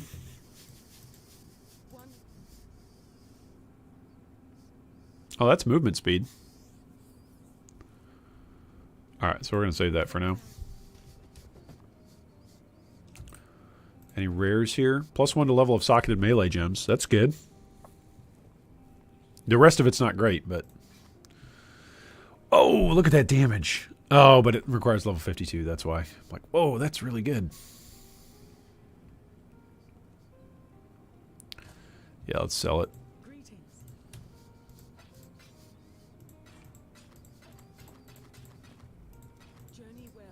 Journey well. Volcanic Fissure? Divine Ire? Divine Ire is a spell. It's not a slam, right? Yeah. That's the joke. Yeah. Divine Ire totems would be good, if only. Consecrated Path would allow the totems to jump to the enemy. Oh! That's interesting. Consecrated Path. Volcanic Fissure? That would allow for the homing. Right, the homing hits. That would be kind of nice quality of life. Speaking of quality of life, I should use the Pantheon. Oh, do we not get Pantheon in? We don't get Pantheon, do we? That's silly of me. Why would we get Pantheon? What? Why would we get Pantheon? Where's Ruthless mode? Yeah, why would we get Pantheon? Pantheon powers are disabled. Yeah, that's silly. Why would I even think of that? Why would I even think that I get Pantheon? We're in Ruthless, baby. No Pantheon. Okay, so now we go back to Chamber of Sins, right? And now we give this to Silk. And Silk is like, oh, thank you. Thank you. Now I'm going to go hang out with my spider lady friend. Ice Crash is the big ice one, Frank, I think. But is that a slam skill? I would think it is, right? The animation is. I just don't know. I haven't played Ice Crash since the Slams update. Was that 3.14 or 3.15 when the Slams update came in? I forget. But I definitely have not played Slams much since then. Is Earthquake now considered a Slam?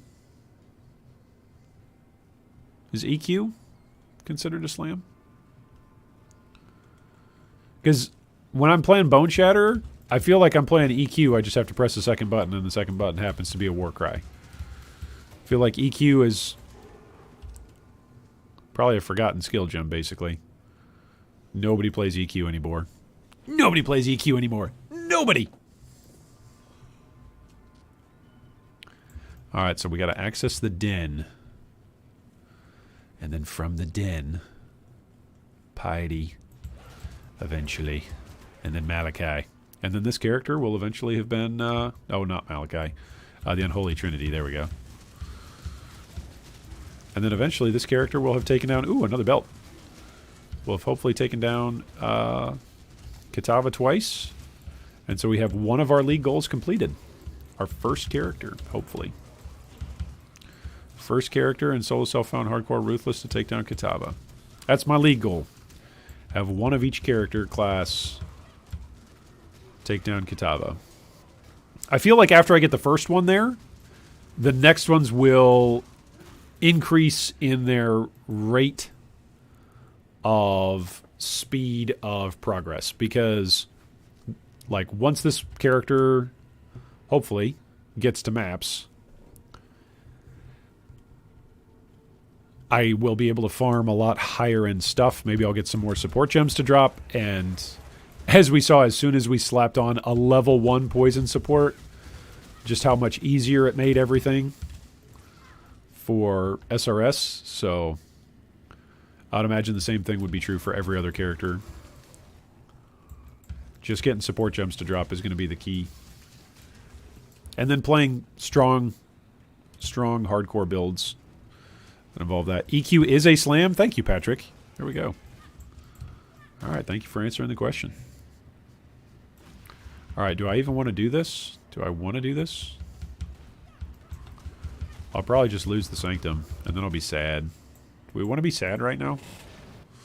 Last time I played EQ was Breach right after the AoE nerf. Oof. It felt bad. Okay, what is this? Contains a Radiant Fountain. What's a Radiant Fountain? That's good, right? The Radiant Fountain. All right, find the exit.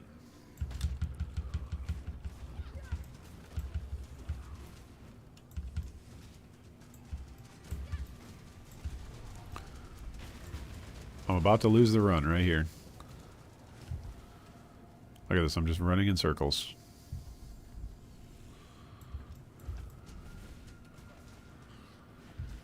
Oh, that's an attack animation.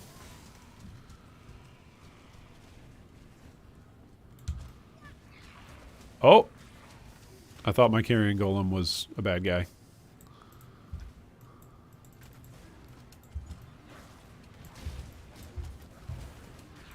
Oh, okay. If they were using whirling blades, then I would be dead by now. Oh, I'm dead. Yeah, that's a pretty wide AOE. Sanctum run failed in room 3 of the Sanctum vaults. There we go. So we can kiss those 2 alchemy orbs goodbye. The reason why I went for it is because I figured the transmutes were already also going to be goodbye anyway, so might as well go for the bigger thing. Hope that I get some boon that's like, hey, refresh everything.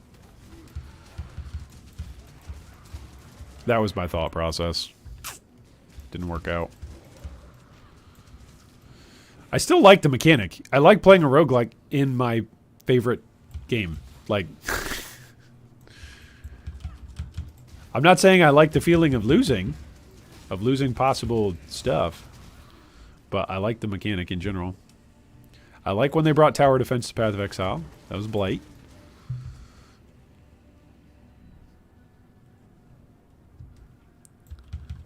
Oh, is that a Rogue Exile? Yes, it is. Oh, gosh. He's using Molten... What did he drop? He dropped a diamond ring and a leather belt. Okay. We'll pick those up. Oh, and an amulet! All right! We like seeing Rogue Exiles. Rogue Exiles are good. They're good farming. When we bump into Rogue Exiles, we know we're going to have a good time. As long as it's not like the blows up corpses one. And he's like, ha-ha, you're standing on a bunch of corpses. You're dead now. Ha-ha. To quote Wario. Wah. Or is that the Illager? That's probably the Illager from Minecraft Dungeons. My son and I were playing, my oldest son and I were playing Minecraft Dungeons the other day. Having a great time taking on the Arch Illager. Little floaty guy. Floating around with his little wand. Arena Plate 364. It's got some good armor on it, but we've already found other base types with more armor on them. The secret passage. Keep it secret. Keep it safe. Specifically for Ruthless SSF, I think this league is extremely helpful.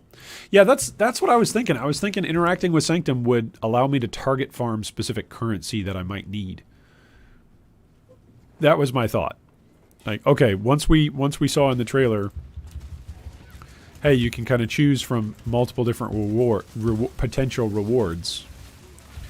Ooh, that guy slaps. That guy slapped. That hurt. Had to health flask there. So he got through 500 mana real quick. Started doing some actual damage. For SC trades, the rewards are awful for challenge content. Yeah. I mean, unless you're going to get like the meme mirror dream, right?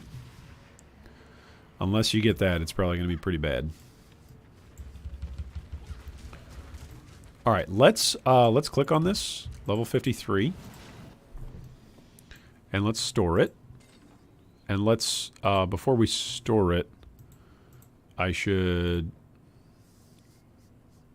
do that, right? That gives me more maximum resolve, so that's good. And then I'm going to store this. There we go.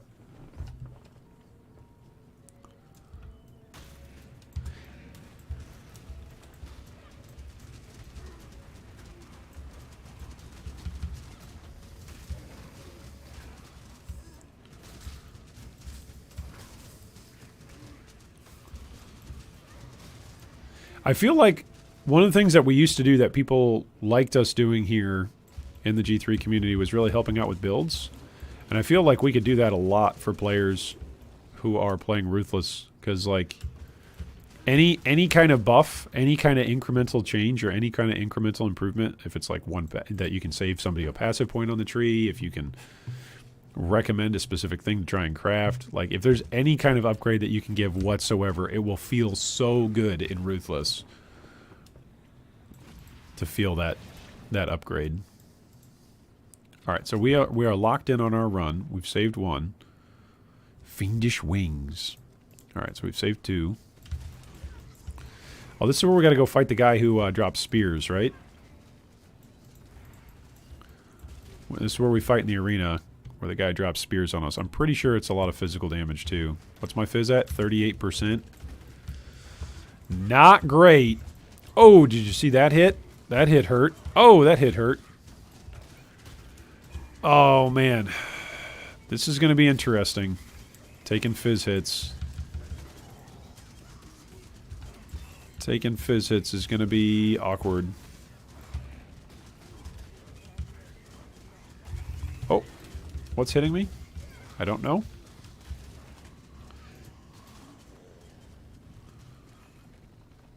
Man, minions having onslaught will be a big difference maker, I feel like. Alright, there's Groost.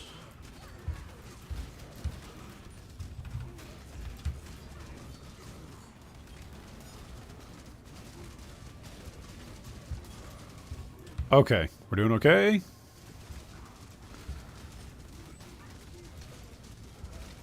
Groost, Lord of the Forest.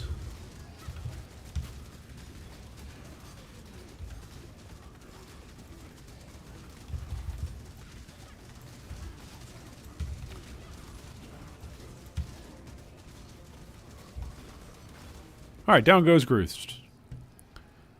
Not bad. So far, my favorite part of the Sanctum is when the reward is like, do you want 3 Chaos now or 5 Jewelers later? I mean, here's what's interesting. In a non-trade environment, right, sometimes the Jewelers might matter more. But in a Ruthless environment, the Jewelers almost matter much less. It's like, well, I don't have links, so... But yeah, being able to reroll Chaos, actually... Or obviously in a trade environment, just being like, yep, let me just swagger that, and that's an item upgrade for me, or that's this much percentage towards an item upgrade for me. That's pretty great.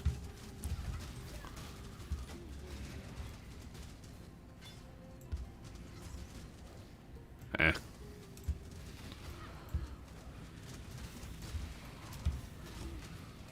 Extra life, life regen, evasive. I feel like the life regen we can beat. Oh, nice. 2-stone ring. I feel like the one that we can't beat is the Leech's life when he shoots a bunch of projectiles and leeches it all from our army of minions. And each projectile just gives him 1,000,000 life back. First character to enter Pure Cloister. All right. Charge removal applies random mark. All right, let's see what we got with this ring. Cold damage to attacks and life gained per enemy killed. Not good. Not good at all. All right, let's store this.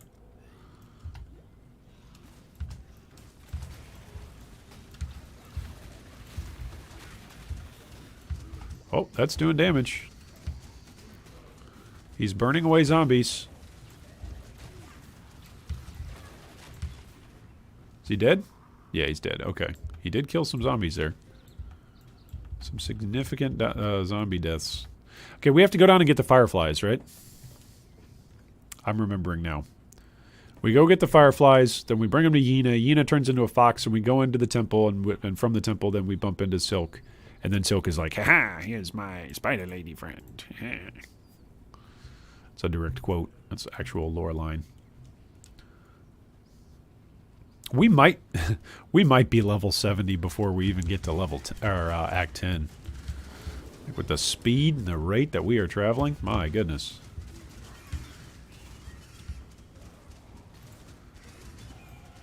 We're level 59 in a level 53 zone. Let's pick up our fireflies. Ooh, that hurt. Snowbolt when hit. He is hex-proof. Alright, let's go grab another 4% attack and cast speed. Once again, that'll help our SRS. That's good news.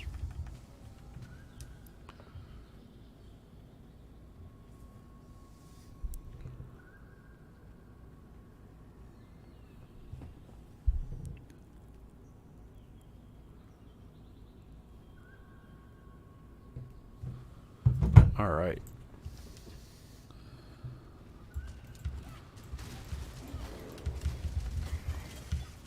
Am I ignited? Oh, no, I'm bleeding.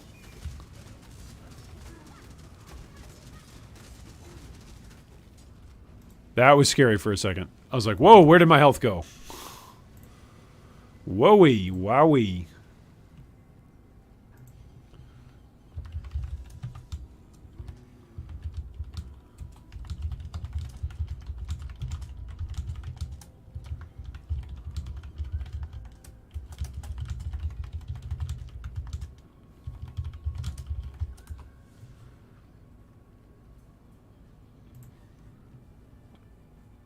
Okay.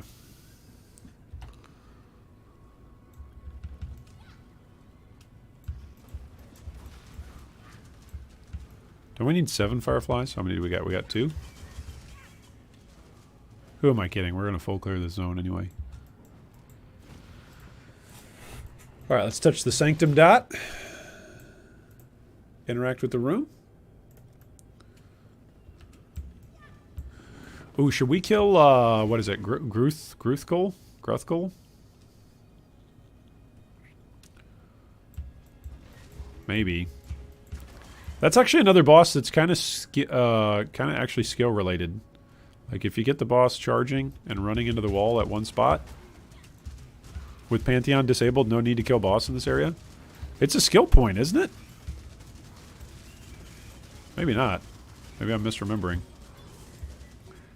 Did it used to be a skill point?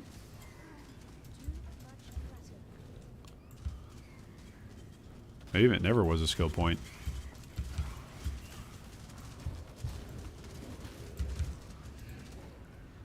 It is a unique enemy, so maybe it'll drop me a unique.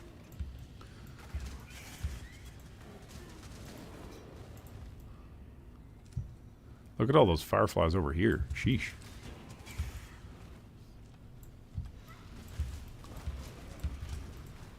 It is a skill point? Oh, okay. Good.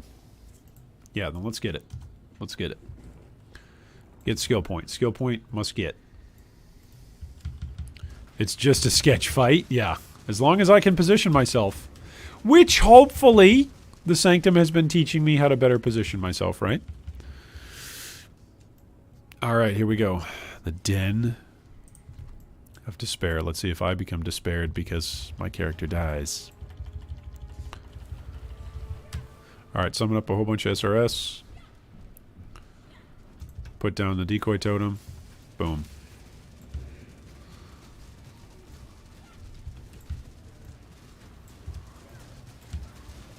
Whoop.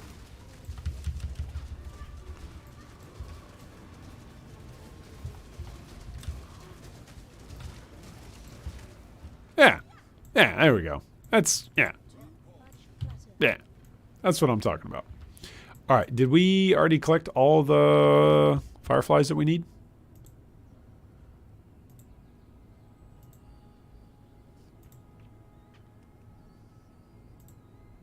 Yep. Okay. Let's get out of here then. Oh, that's our book of skill. That's another book of skill. All right, so we got 2 books of skills that we're going to get. That's good news. We actually got like a couple of rares there. What? What's with all these rares dropping? What am I supposed to do? I don't think I want Groose Necklace. What does Groose Necklace give? Does Groose Necklace give jewelry? Like, now I actually care about that quest? The quest that I normally hate? What is that damage? That is awful. Oh my goodness, that might be the worst possibly rolled weapon of all time. It got 2 flat rolls, but they're elemental, and that's got to be the lowest roll for requiring level 52. That's got to be. That is bad. 1 to 4 fire damage, 2 to 4 cold. Man, that's bad. +1 to level of socketed gems? Wait, that doesn't say melee gems. That's just +1 to level of socketed. Right? I could use that. That's a +1 to level of gems. That's not bad.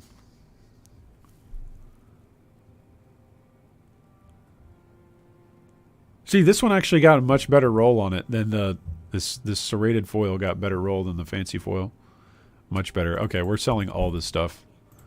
All of this stuff turned out to be junk. We're even going to sell the claw. The claw. Okay, let's drop. Oh, we're up to 8 alchemy orb. That's good.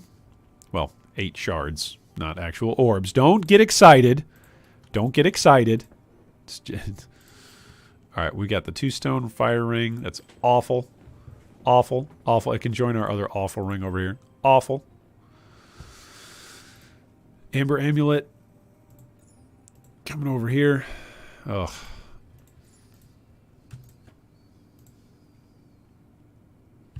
Okay. Now we can go grab our skill books.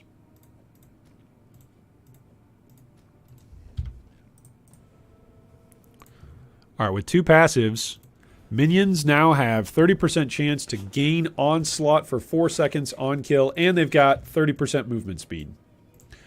Zoom, zoom! Oh! Let's go. All right, let's go talk to Yena. Let's go bring Yena the fireflies. I need some more mana to equal out that MOM. What else do I need? I need some more Fizmit. That's what we're looking for. Fizmit, and we're looking for still a 4-link with 2 blues, 1 red, 1 green. That way we could at least double up with like zombies or skeletons on some stuff. Oh, I didn't need to come up here, right? This isn't the this is not the way forward. Nope, it's over here. All right, so let's beat Act 7, and then we'll try. I'm going to try and put together a template here for what I'm talking about with these POBs. For a ruthless build guide, build suggestion, build strategy, build framework for a POB.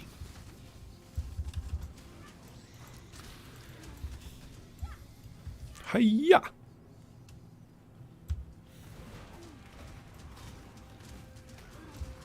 Oh, look at that. They got some onslaught right there. Did you see that? Yeah. Yeah, boy. Minions got some onslaught. That move speed is ridiculous, too.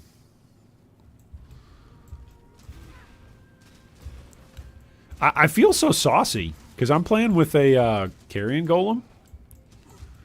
And like 30% or 24% or 28% of the league was playing with Stone Golem. Power Ring, nice. More rings. So I feel kind of saucy.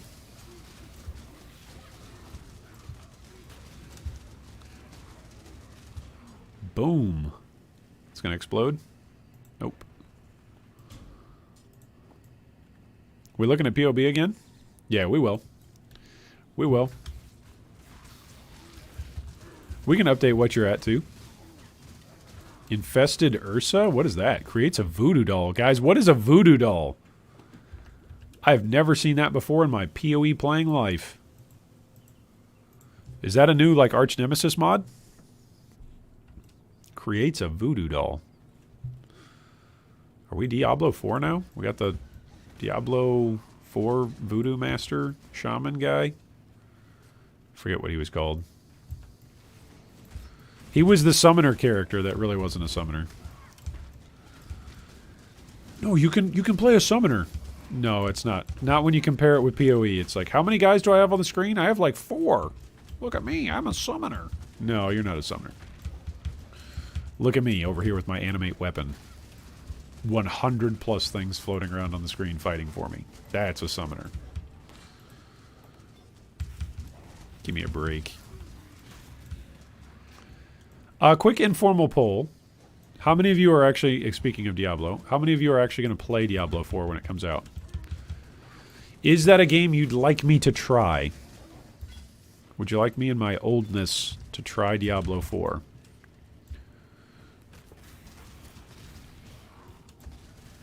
I'm pretty sure there's no release date for it yet, right? It's all still beta. What does Carrion Golem do again? Carrion Golem? Where'd he go? Where did he go? Is he up here? Nope, he must be down here. Yeah, summon Carrion Golem. He gives you an aura that increases the damage of your minions. So he reads, summons a Carrion Golem that grants added physical damage for your non-golem minions.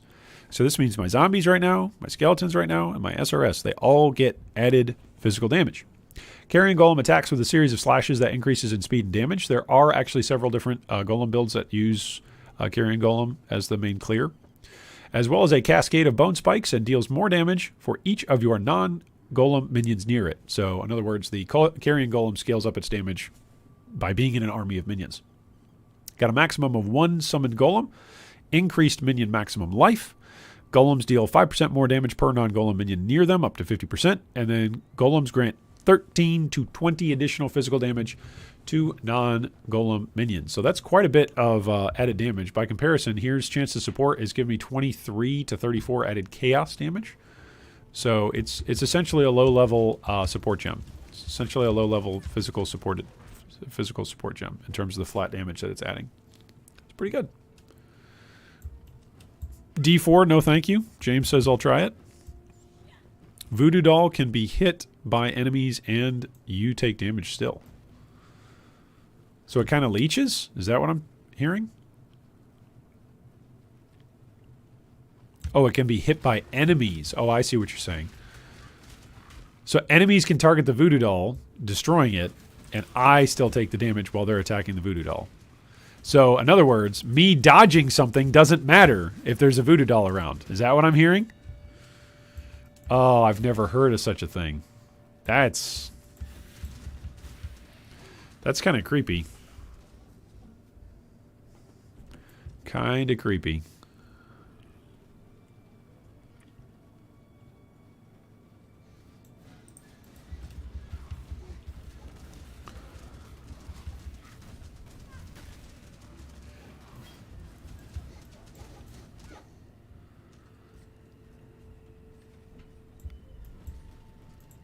What did Mrs. D say?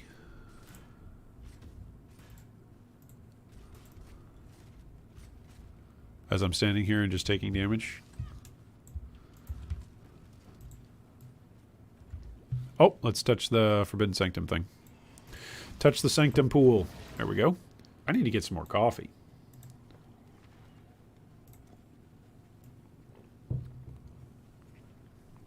It was busted in Arch Nemesis before they nerfed it. That sounds like it. That actually sounds more annoying than any of the other things from Arch Nemesis that I've heard. Like being able to outmaneuver things, and especially with this league. Like, that just seems like a totally different game direction. Does that not seem counterintuitive to you guys? I don't know why I'm getting up in arms about this, but that seems like a completely different game direction. This whole league is about players being more, at least from a skill game side of things, right? Developing players' skills to dodge telegraphed attacks, to make the player care about the area that their character is actually occupying. But a voodoo doll, based off of y'all's description of it, makes me go, well, it doesn't matter where I stand. I need to target the voodoo doll. Like, what if the voodoo doll was somehow bugged and it allowed players to do damage to themselves as well? Like, if it was just like, well, damage taken by the voodoo doll does damage to the player. It's like, oh my goodness, what if I, am playing a crit-based build and I do 1 billion damage to it, and then I die? Speaking of dying, oh boy. Chaos and weather-resistant haste aura. Yikes. He does damage, that guy. Whatever he's got. Stop moving around. There we go. That's kind of spooky. A little bit of heart in my mouth there for a second. It was called effigy before. There's some other probably words that start with similar sounding syllables that I'm sure people were calling it.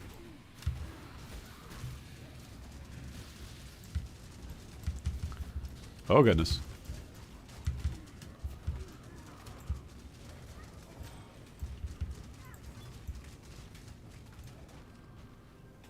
Shrine to Arakali. Don't think it can be in a Sanctum? No, not necessarily in the league mechanic. That's a good thing, Patrick, by the way. But I've never noticed it before. I only had issues with the Katava Blessed with regen. So good, I'll be on the lookout for it now. There you go. Yeah, I just, like, from a design perspective, if you want your players to care more about where they're standing, you can't, I mean, you can. It's your game. You can do whatever you want as a game designer.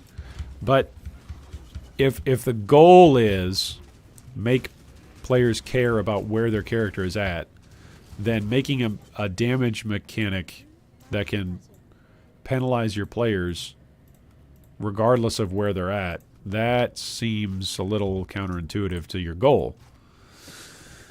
Okay, life, all elemental resistances as well, and movement speed.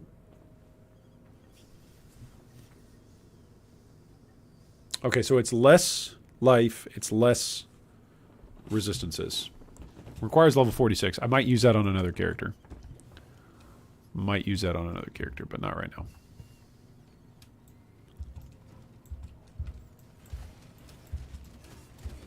I like these visual effects that they've added.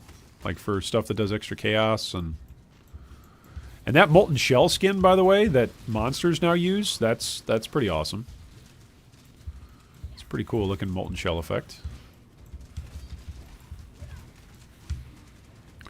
Alright, Totem is out there. Go get him, Totem. Inflicts grasping vines. What did we get? Is that a heat shiver? Yeah, it's a heat shiver. Do I care about heat shiver? Guys, do we care about heat shiver? It gives increased evasion rating, cold and fire resistance. Then gain 1% of cold damage as extra fire per 1% chill effect on enemy. Gain 100% of cold damage as extra fire against frozen enemies. Is there any way I can possibly use heat shiver with any of the other things that I've dropped? It's relatively low level, so it's got 2 guaranteed resistances on it. So that's nice.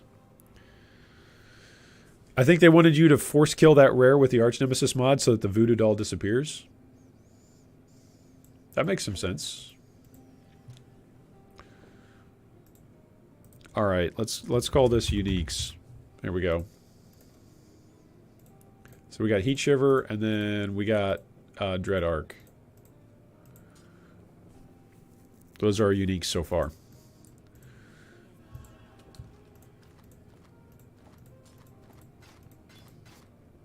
Yeah, I don't want to keep this.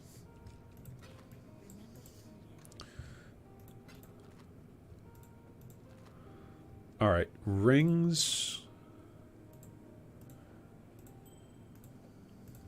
Whetstones.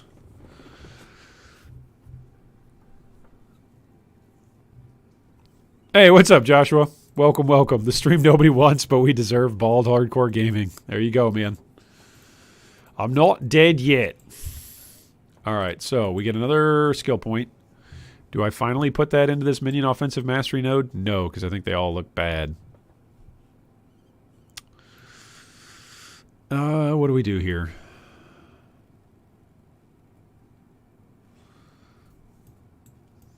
I think I just go for the golem node.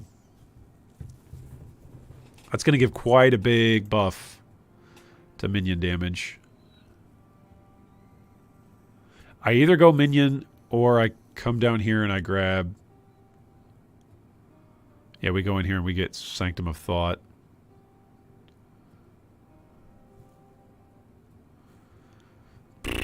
Sanctum of Thought and Faith and Steel.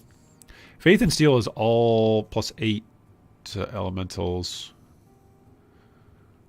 I don't have that much base armor, though. Like, I have 1,000 armor.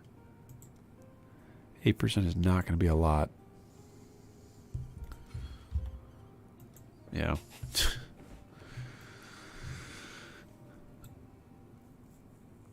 +50 on life mastery. I think we already have that one. Where's my life mastery wheel? I think we already have it. Where is it? Where did we grab it? Right here for cruel preparation. Yeah, +50 on life mastery from cruel preparation. Hey, what's up, Bureau? It's going well so far. We are playing some hardcore solo self-found Sanctum. That's where we're at. And we're at level 59. We are in Act 7. We're getting ready to... Oh my gosh, I need to go through this portal, otherwise I'm going to be so frustrated. We are about to eventually get to Yena and turn her into a little fox. And then once we turn her into a fox, then we're going to go fight Ralakesh. No, not Ralakesh. Arakali. There we go. That's the goal. Other things that we are doing today. We are also talking about Ruthless and how to make build guides for Ruthless. I'm going to demo that once we beat this particular act. Once we take down this act boss, I'm going to try and demonstrate what I've been trying to communicate here for this morning's stream, or today's stream. That I think Ruthless, because of Ruthless as a game mode is different, I think Ruthless as a game mode demands a different template for... Full Orb of Alteration drop, let's go! I think that it demands its own form of build guide. I don't think any of the build guides that are currently out really are that helpful for anybody that wants to play Ruthless. So I'm going to try and figure that out. Oh, she's over here. I need to come over here. Maybe. So that's one of the things we're going to do. Oh, I got to go this way. Sanction in Ruthless must feel like a Quinn build on Standard. Yeah, sort of. I mean, the thing is with the thing that we've learned, the big takeaway that I've got from my little notepad that eventually I'll do a Ruthless reaction video on, is I feel like the general gameplay of Ruthless is opening my eyes to see just how powerful gem links are. And I have taken gem links for granted for a long time. But they are legitimately one of the biggest power spikes that you get as a player is actually gem links. Not even just the gem links, but the support gems. I keep mixing that up. Ooh, bronze tower shield. Rare item on the shield slot, which is what we want to upgrade. 61 life. Fire resistance. 13 life regen. And it's got 300 armor. It's only slightly less life, but I'm going to lose 8 all resistances. So, when I swap over, when I get this next passive point and I get Faith and Steel, that will replace my 8 all elemental resistances on my shield, and I'll be able to swap over to this other shield. Which I think is actually more total life. Yeah. Because it's 92 life total. Yeah. Now I'm going to lose some mana. Yeah, I'm going to lose some mana, and I'm going to lose some strength. but that'll be okay. We'll make that work.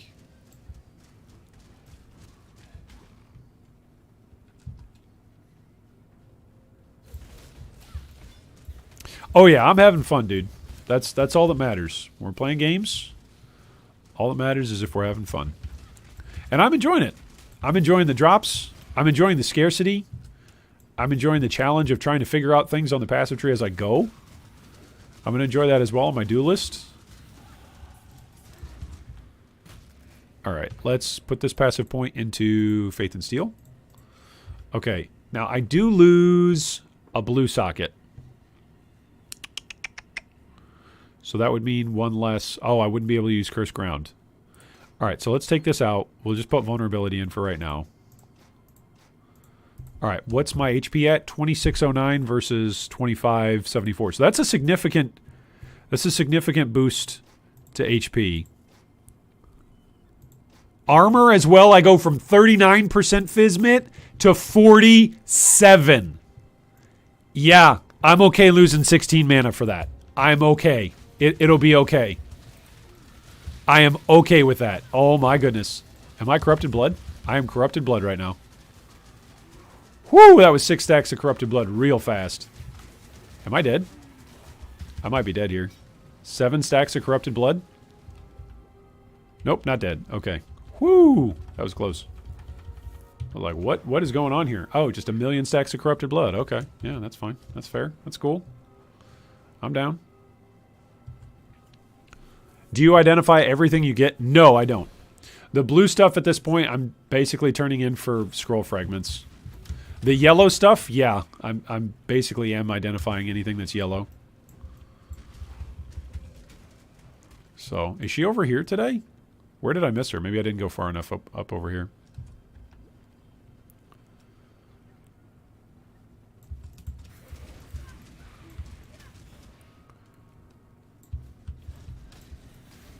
Yeah, I didn't go far enough to the right, maybe. Superior fire penetration support! Guys, that's a link for SRS! Increased fire damage! And it's superior. It dropped with 6% quality. Let's go! Okay. So now I need a 4-link with 2 reds, 1 green, 1 blue. Which I think is what we had on that chess piece a while ago. But then I re-rolled it. Oh my goodness. Alright. Alright, let's go all the way up to the top again. Go all the way up to the top. I think that's going to make a significant difference in damage because it's already 3% increased. That's from the quality. But it's going to pen, right? It's going to pen 20 fire resistance, which 50% of SRS's damage is fire. So that should do something. Quality exists in Ruthless? Yeah, that's actually kind of shocking. That is a good point. Things you'll never hear in Trade League. I'm so excited I got a fire penetration support gem. I mean, we did drop Lightning Pen the other day.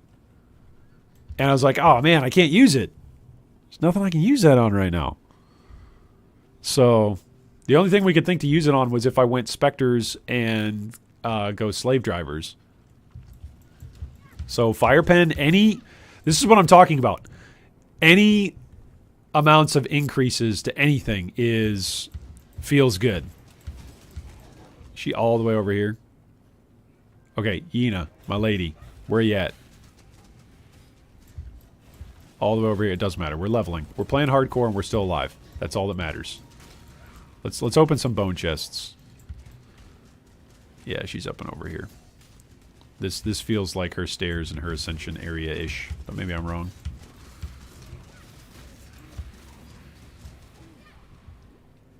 There she is. Touch the waypoint before the zone resets.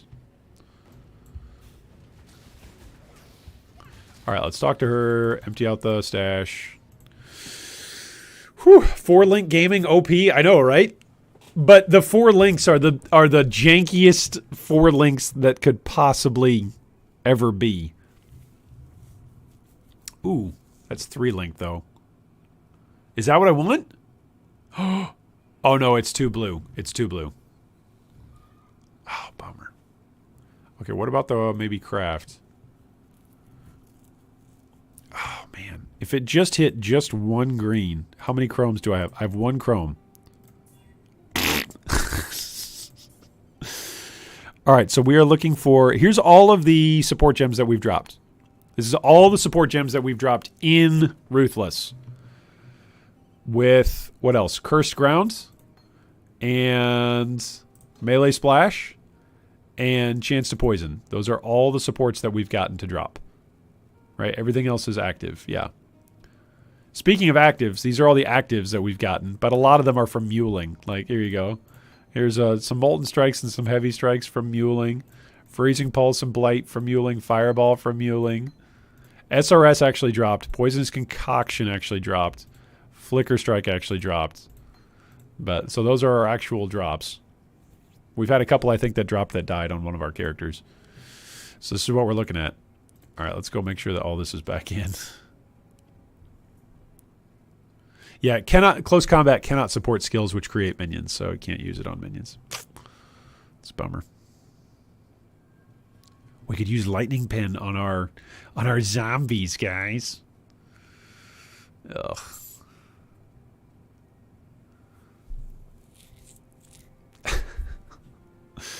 Fire penetration support. Oh man, it's too funny. All right, let's sell this. All right, let's put this in the leveling junk. Anything else that we wanted to do over here? Yeah, this amulet needs to go. I got to figure out something with this amulet. Maybe that's the next thing I should do. Is get an amulet upgrade. This is the all attributes one. This is what we rolled this one to. 11 all attributes, but doesn't really do much else. Anyone know if Scourge Arrow is good at all in Ruthless? Concoction should be good until end of acts? No. You want a lot of support. You want like a lot of projectiles on Poisonous Concoction to make it feel good, Joshua. But I might use it. I might use the Poisonous Concoction for my Ranger. Okay, this is what I'm going to do. I'm going to use the restroom, grab a new cup of coffee, and then I'll be right back.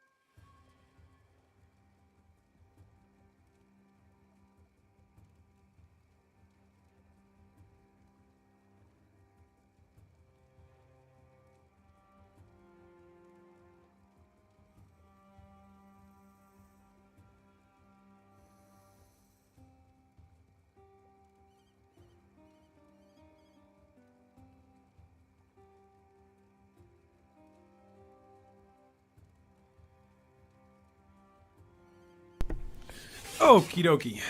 We are back.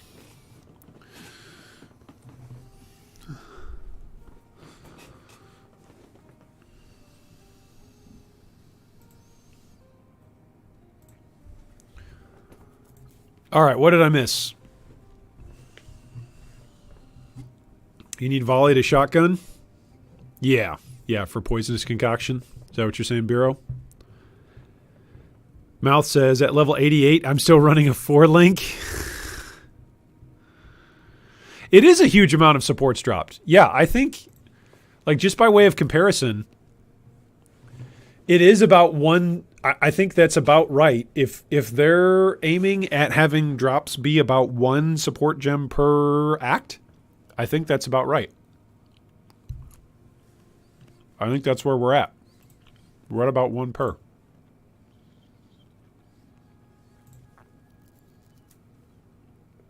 I'm going to have some snack here. Look at this. This right here. Block of cheese. Look at that. It's just a solid block of cheese, baby.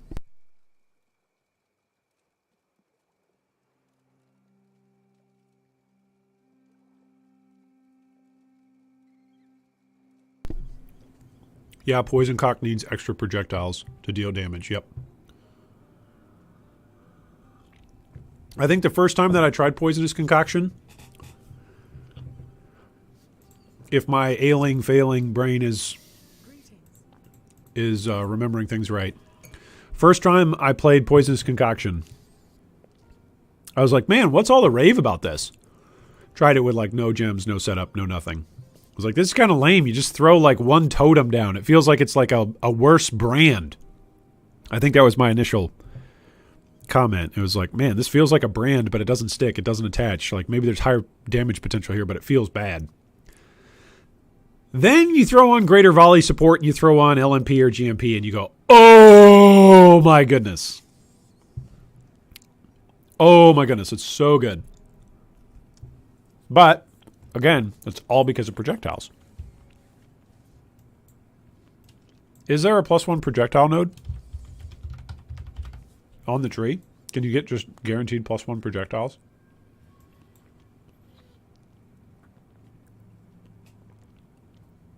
I don't think you can. I don't think you can get a projectile. That's just +1. I think everybody would be forced to get it. I don't remember. I don't think there is just a +1 projectile. Does Deadeye have one? Where's POB? Does Deadeye have one that's +1 projectile?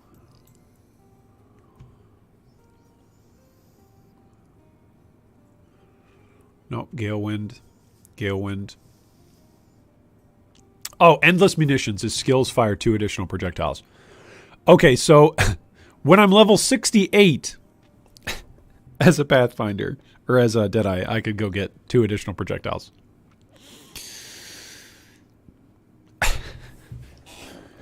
Oh, that'd be so bad. All right, let me just level the entire campaign. And now that I've reached my end of my league goal, let me just go get this Ascendancy that'll finally give me more projectiles to let me level smoother. Yeah. It's +2. Thanks, Nicholas. Yep, it's +2. Endless Munitions.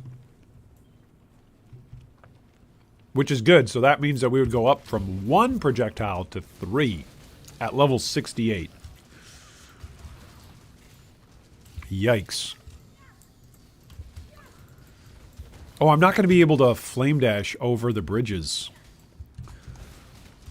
in the temple. That's going to be weird. I'm going to have to actually walk around. This is nice, actually, having 47% Physmit, though. This is quite nice. Upgrading to that shield, big deal.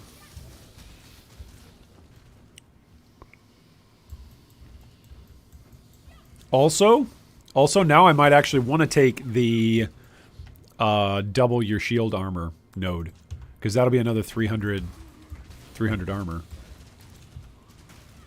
That could be quite good.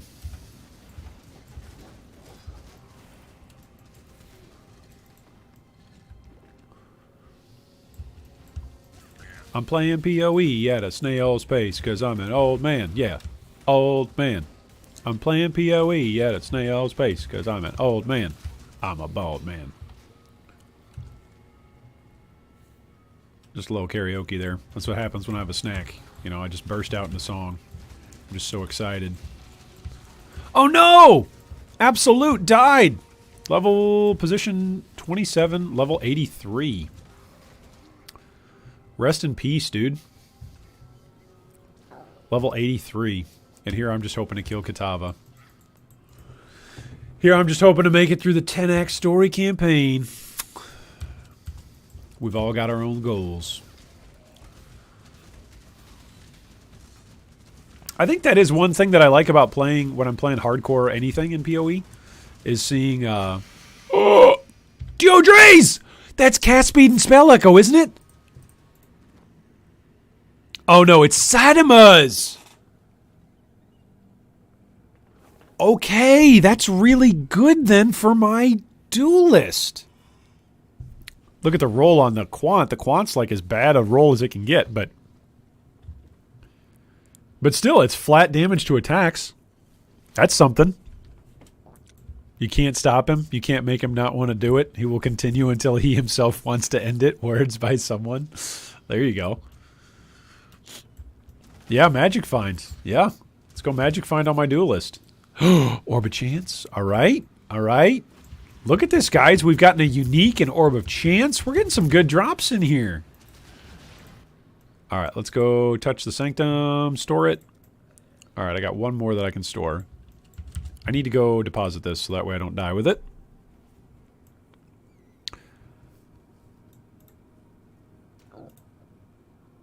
Uniques. Here we go. Yeah, this guy's going to be good. This guy's going to fly through. My duelist? Man, he's going to fly through Act 2, Act 3.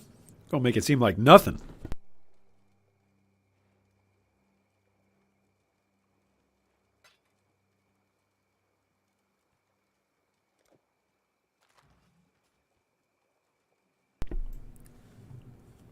It's going to feel pretty good flying through there on the duelist. This is what I'm talking about, by the way, by saying it's just going to get easier, I think, for my characters progressively. Not necessarily for this character, but for characters in general, right? That's just the trend of SSF. The more stuff you have available to you, the easier it is to progress your characters.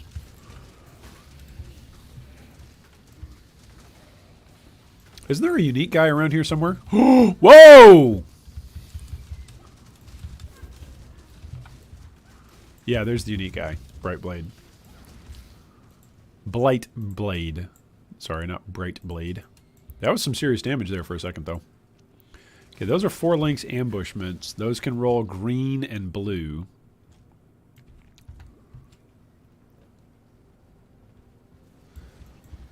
I am kind of actually looking for a rare, pretty rare color mixture on a 4-link. I need it to be a chrome with either 1 extra red or 1 extra blue.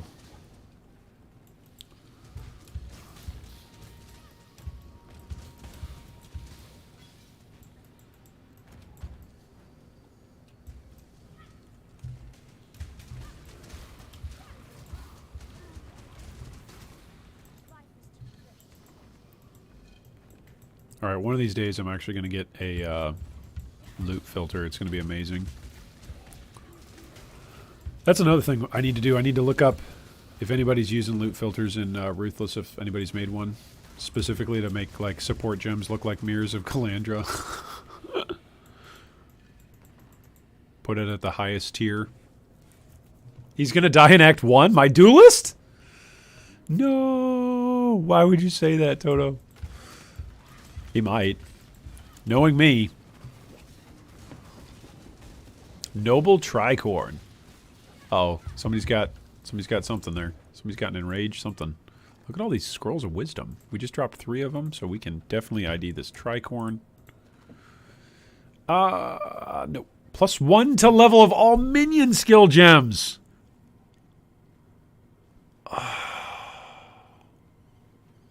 I so don't want to use that.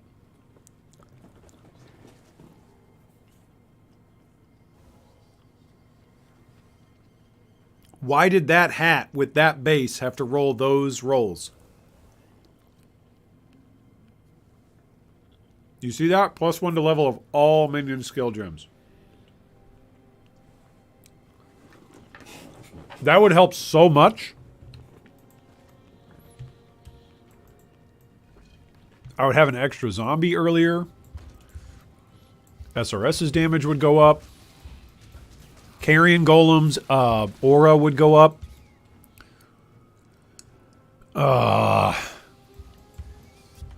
Skeletons damage and duration. And possibly amount of them would go up. Oh, I'm ignited. Am I going to have to nope?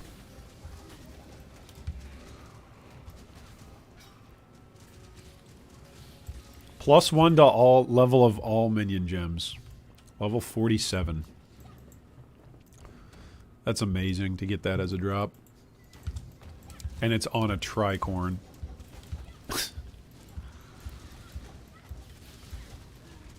Of course it's on a tricorn.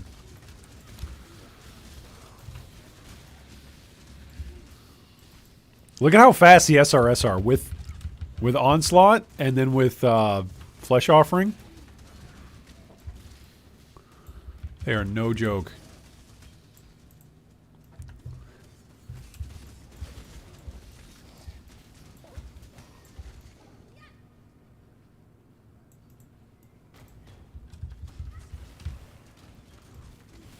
Go get them, lads. I'm going to stay over here. All right, you guys go get them. Extra physical damage aura? No thanks. Don't want to deal with that. A phantom mace.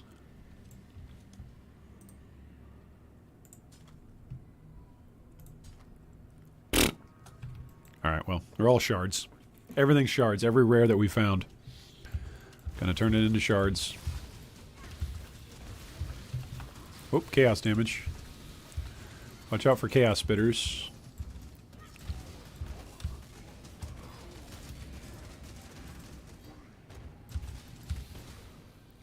Is this... Am I on my last sanctum that I can store? I think I am. Yep, this is the last one. That's the last sanctum that we can store. Which means the next one that we find will actually run it. Alright, Coral Amulet. Nice. That's good. That'll help. It's regen. It's 2 more regen. Life regen. Oh no, we went the wrong way. What else could upgrade for defenses?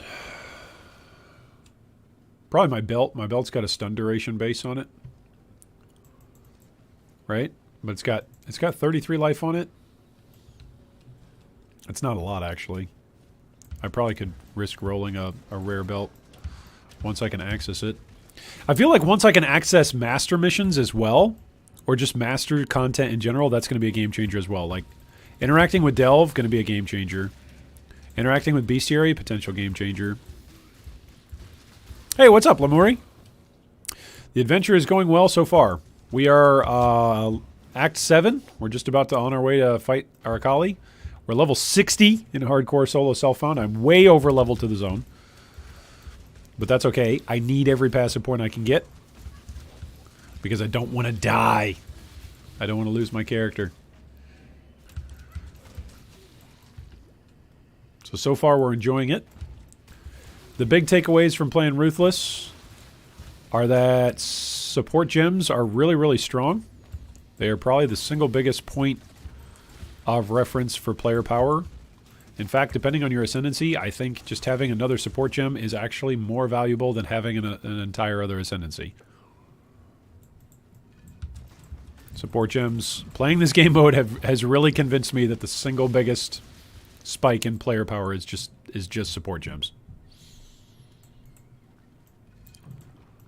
I used to think it was like between cluster jewels and ascendancies. No. It's support gems.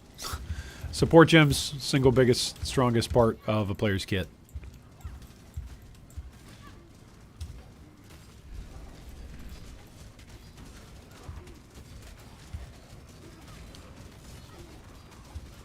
Is there any more skill effect duration on the tree that I should get? That's a good question, actually. Duration. Is there any more duration skills that I should get up here? Oh, that's brand duration. Stun duration. What is it called? Skill? Skill duration? Is that what it is? Skill, effect, duration. Link skills. What are link skills? Is SRS a link skill? I don't think it's a link skill. It's a duration skill. What are link skills, guys? Am I just mind blanking on everything right now? Not seeing a lot of skill duration. Entropy. So you don't really choose a build, you just go with what you find? Yep. Correct. Ooh, potency of will. Okay, so these two wheels are really good. That keeps your SRS up longer. Aurabots? Oh, Aurabots. That's right, for the link. That's right. Welcome back, Mouth. Welcome, welcome. Yes, you just have to go with basically what you find. And I'm only playing in SSF. So other players play in trade, but I'm playing in SSF. So I really am all that I find. They're trash, sadly.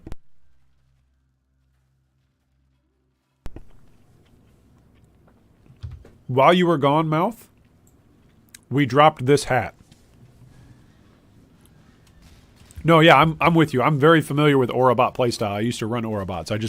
I'd forgotten that they call them links now. This is the hat that we dropped. +1 level of all minion skill gems, but it's on a dex base for Tricorn. Come on. All right, I feel like I want one more passive point before I go in there. Let me kill another rare or something. Maybe I might need a couple rares, but let me kill something here. Oh, I'm actually going to need a lot. Yeah. 88%. If I full clear this floor, will that give me the level?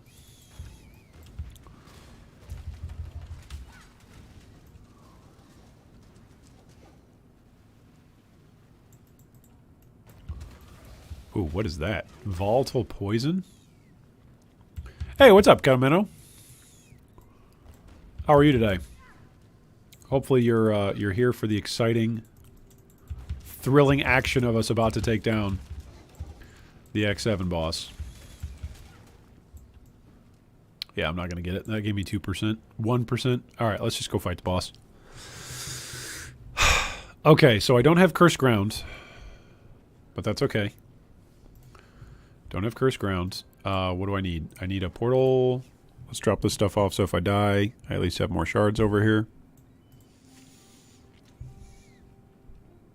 It's so disappointing. It's +1 to level of all minion skill gems. It's not even socketed. That's so disappointing. Dropped on the worst possible base. Oh well. Keep your life to your own.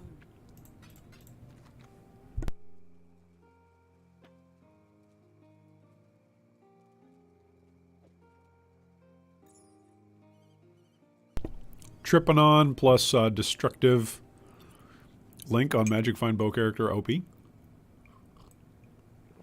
Cool King says, I died yesterday to the first map boss I encountered. No!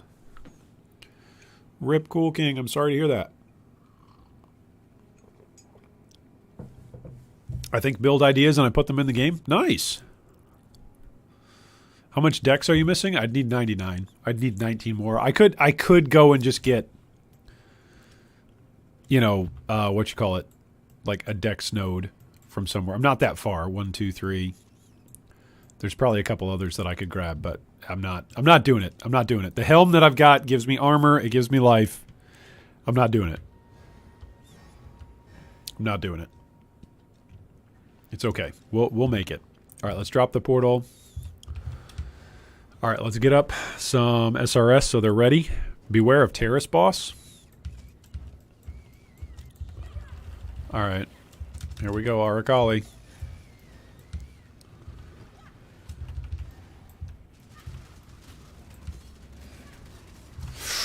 Ooh, that hurt. That actually did damage. She actually did damage to me. Alright, where's she going to pop up next? Oh, here she is. Oh, watch out for the double hits. Drop decoy totem. Where's she coming?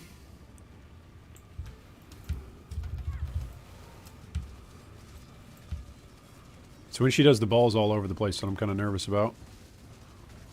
Because those I usually use like flame dash and stuff to get around. Okay, she's going to go eat him. He's like, oh no, my love, I thought we were going to, you know, be a spider and a human being together. I'm shocked that you ate me. Meanwhile, we're like, shocked? Really? How could you be shocked by that? She's a spider. Do you know anything about spiders and what they do?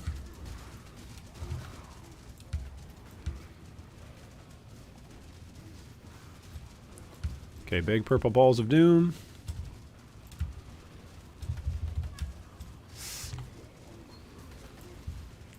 Decoy totem.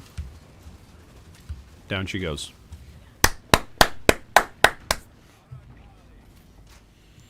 All right, we got a rare belt. Let's go. What do we get? Flat, 141 to armor, 15 to maximum mana, stun duration, and not so great. Not so great. We got not so great. That's what we got. I never knew before that Yina pops back up over here. Today I learned. Guys, Yina pops back up after you kill Arakali. Did not know that. I wouldn't go for Lava Lake boss. Although that might be because my Spark didn't have Pierce yet. Oh, yikes. My build is with high impact support and makes any spell into a mine. Oh, nice. Very nice. Sounds like a fun build. Alright, this is a good zone to farm. It's straight, it's flat. Relatively straight. It's a all the way run to the right and all the way run to the left. I think I have a full Sanctum at this point, so I should probably go run it.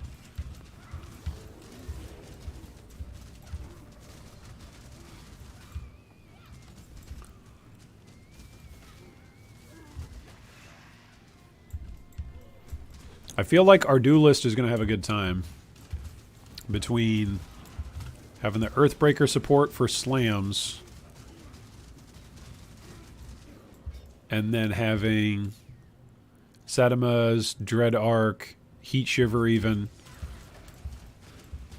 I got to figure out how to chill things. How can I chill things on a duelist, guys? With no support gems, how do I chill things? How am I going to chill things on a duelist?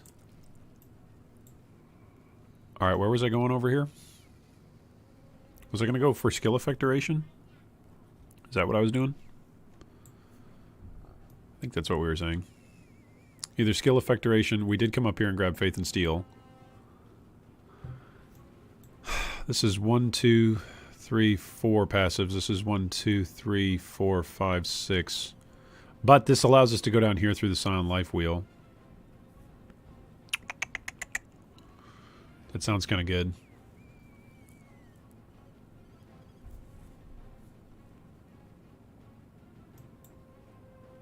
This isn't any damage. Oh no, it is damage. It's deal increased.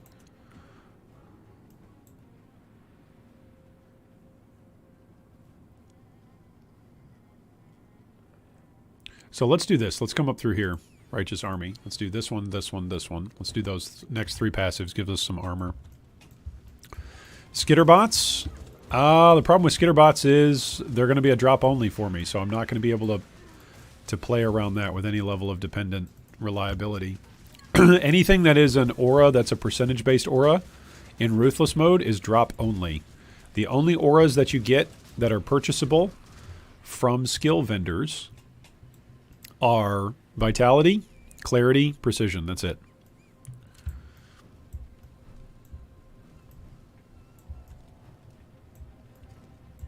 My brain is just like, oh, grab X supports or auras. Yeah, it's Ruthless. Yeah, I know, right? It's like, just use Hatred. What about Bone Chill support?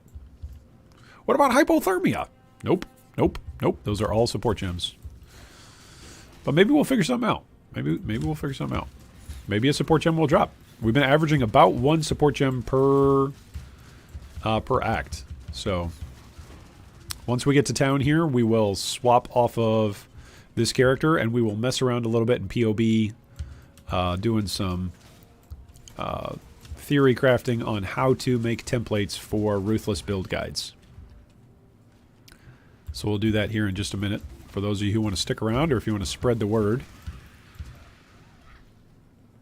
Tell your friends, tell your mom, tell your kids, tell your grandkids. Gather around. G3 Iron's going to open up POB and we're going to talk about Ruthless. It's going to be fun. I don't think I've ever killed the current biggest boss of the year. Really? Well, set that for yourself as a new goal, maybe. If that's something that you'd want to go for. That's a lot of armor. It's a lot of armor and energy shield, so that's blue and red. Yeah, but no life. So that's a bummer.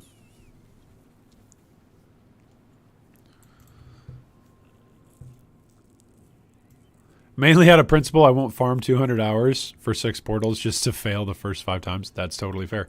That's what I use standard for a lot of the time. I use standard to go in and test like a build versus a boss. I love that Tolman is here with Clarissa, by the way, in this act. She's like, yeah, we have Tolman now. Isn't that nice? He's right here. It's like, are you out of your mind? No, it's nice. See, he's chained up. He can't hurt anybody. Lady, you're out of your mind.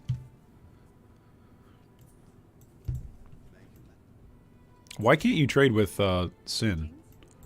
That's kind of weird. Stay out of the shadows. 5 times, not 5 portals, to be clear. Oh, that's fair. That's fair. No, that would be very frustrating. Okay, so let's 2,633 life, 600 mana. We are capped resistances. Let's go to my hideout so that way we can see capped resistances. My resistances are 7593, 7594, and 7579, and then minus 22 chaos resistance. My movement speed modifier is -8. Jeez, that's awful.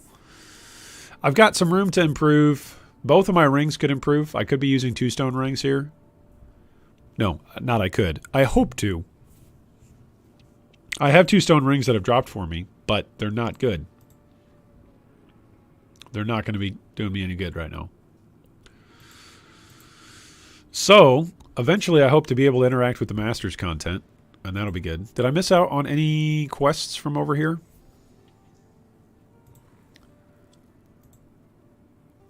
Yeah, I think these are just items and stuff. I don't think these are any passives. This is an item, right? For killing Chevron? Yeah, it's an item. Farewell. I'm Tarkley. Farewell. Alright, so I am going to pop out of PoE for a moment and pull up POB.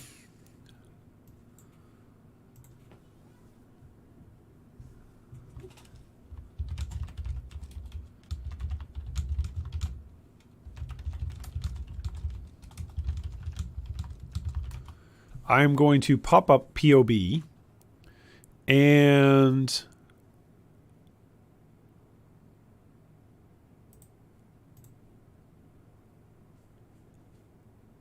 what we're going to do is we are going to try and basically do a live stream discussion real quick on, to my knowledge, some of, probably not the actual world's first, but some of the world's first build guides designed specifically for Ruthless. Okay, so a couple of things. A couple of generic notes.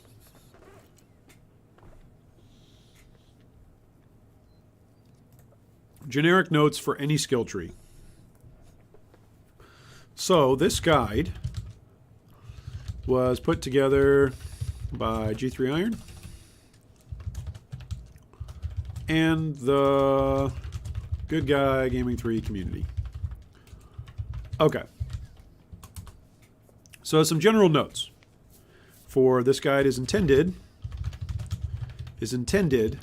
for players who desire to play Path of Exile with the most with some of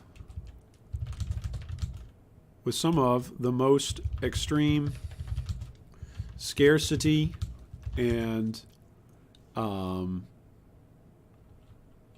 with some of the most extreme challenges regarding scarcity and availability of in-game character resources. Okay, so we've got our purpose statement there. We've got our authorship and attribution there. And now what we want to do is we want to make this particular guide for a particular character class. So let's save this as, let's do this first off for the Witch. Witch Ruthless Guide. There we go. All right, so here's the Witch Ruthless Guide. We're going to come over here to the tree. All right, so the Witch at Character Act 1, there's 4 skill gems that you get, I believe, right? What skill gems do you get at each? Is there a neat cheat sheet that shows skill gems and where they're available at which act? Let's look up Act 1. It does show our quests. Does it tell you the rewards? It does. Look at this. This is what we're looking for. This is perfect. Okay.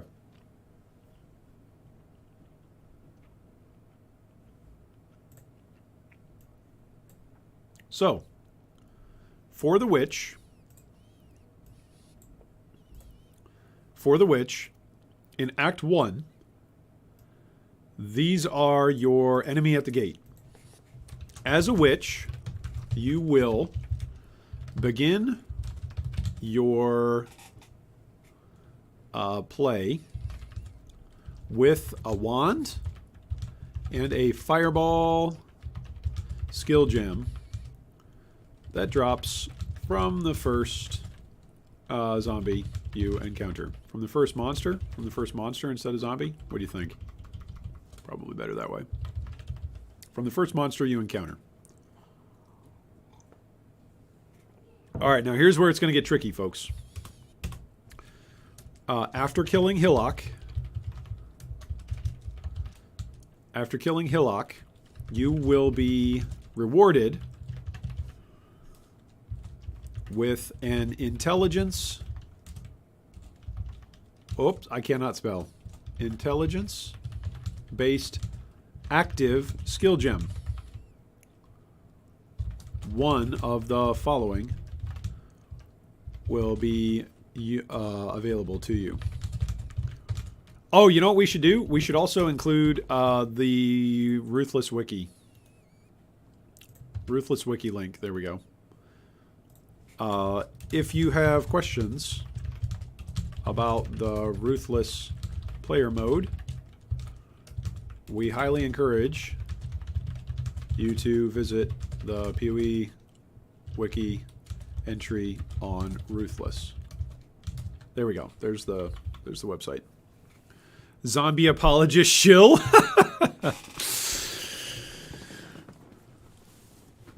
Ruthless equals supports are scarce, therefore skill gems with good scaling are exceedingly important. Prioritize standalone gems. Builds that rely on specific interactions of supports will be difficult. It's well said.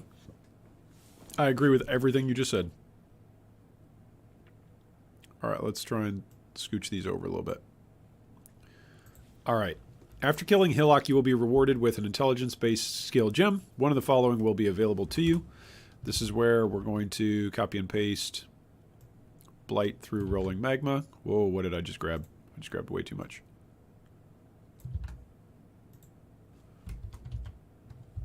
Okay, so let's make all of these intelligence. Going to make all these intelligence skill gems. There we go. All right, so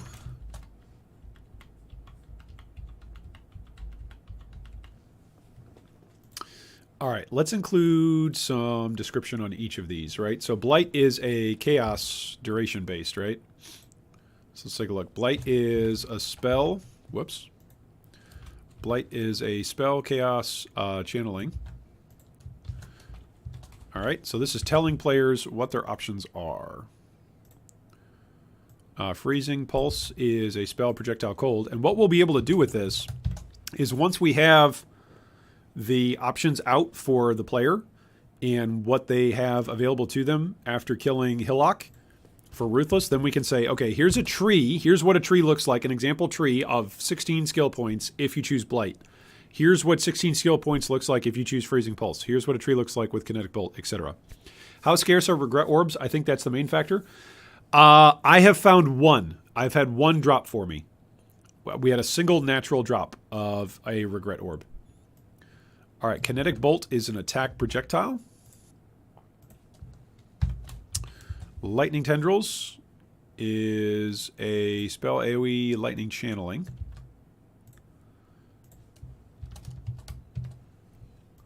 Raise Zombie is a spell minion. And Rolling Magma is fire projectile. Oh, and chaining and AoE. There we go. Whoops. Okay, that's actually okay because I don't want the rest of these to be blue. So that's fine. Whoops. Why are you going all the way through rolling magma? That's kind of weird. See that? See how it's grabbing rolling magma? Why is it doing that? That's super weird. Formatting, please.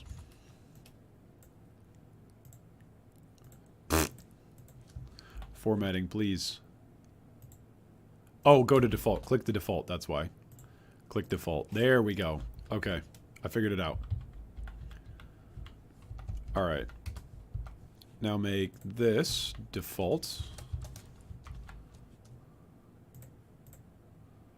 Why is it that it grabs the next one? That's kind of weird. All right. Freezing Pulse. See how that grabs the next one? It's super duper weird. Huh.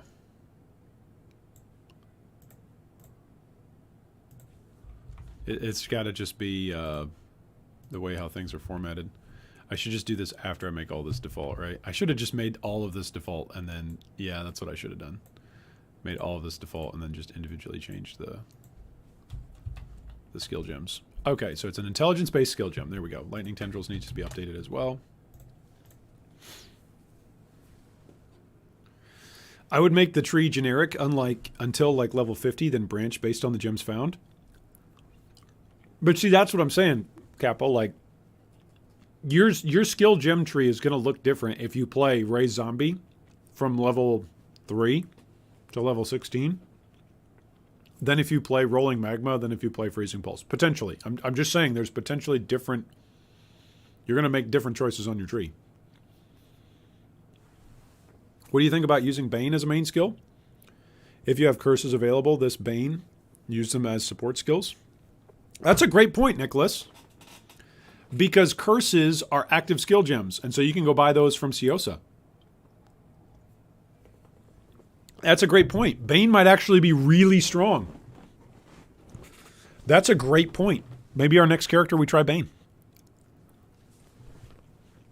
That's a really great point.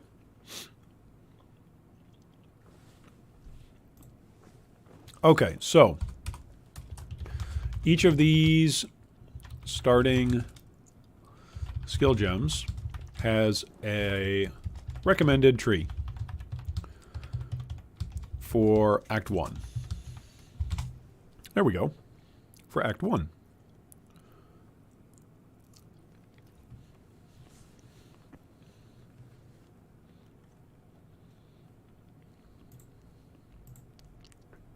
All right, so Blight, for instance, let me demonstrate this to you. For instance, we're going to play as a witch. And as a witch, if I'm going to go Blight... Oh, where is it? I think it's just the spell damage side. right? You can either come up through here for spell damage, or you can come out here and go more with the more passive skill points to come up and grab Arcanist Dominion. 1, 2, 3, 4, right? I would even say this is, going to be generic for basically Blight, Freezing Pulse, maybe even Lightning Tendrils as well. This is what? 5 skill points? 5 skill points. And then what's the next quest? Mercy Mission. That's where you're going to get a movement speed flask. Dirty Job. What do we get for Dirty Job? Okay, 2 respec points. That's right. Breaking some eggs. What do we get?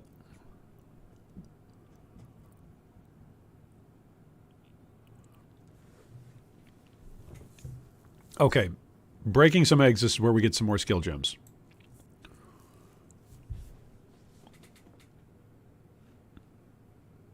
I don't see anything about it on Reddit. You should try it. That's the ultimate unit of measurement. Nobody's talking about it on Reddit. It's probably OP. Double Strike has 91 to 140 scaling.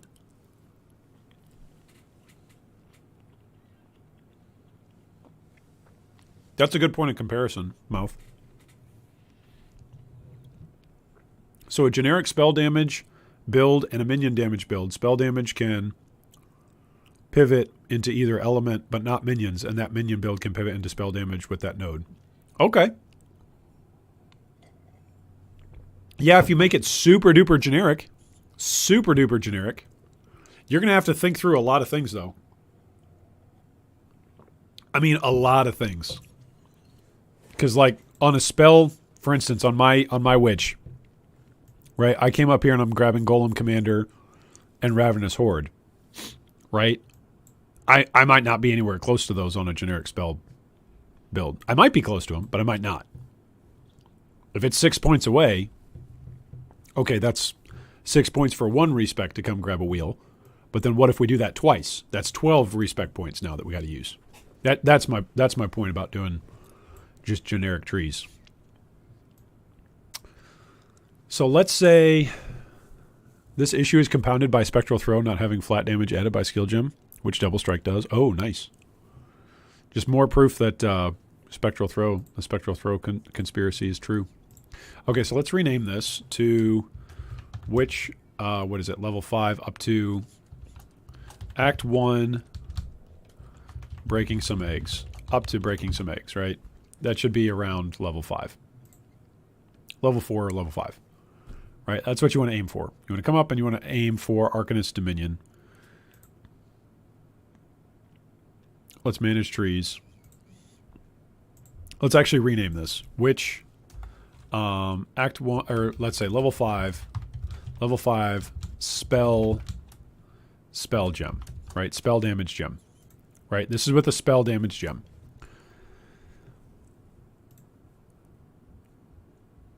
Yeah, each of these skill gems will have a recommended tree. So rather than making an individual for each one, we're grouping them up by spells versus attacks, right? For all spell gems up to level 5, some advice. Let's make a some advice section. I'm doing this almost like a D&D DM walkthrough. Like here's a little pop-out box that would say, hey, some advice. Up to level 5, if you are using a spell gem, if you are using an active skill gem with the spell tag,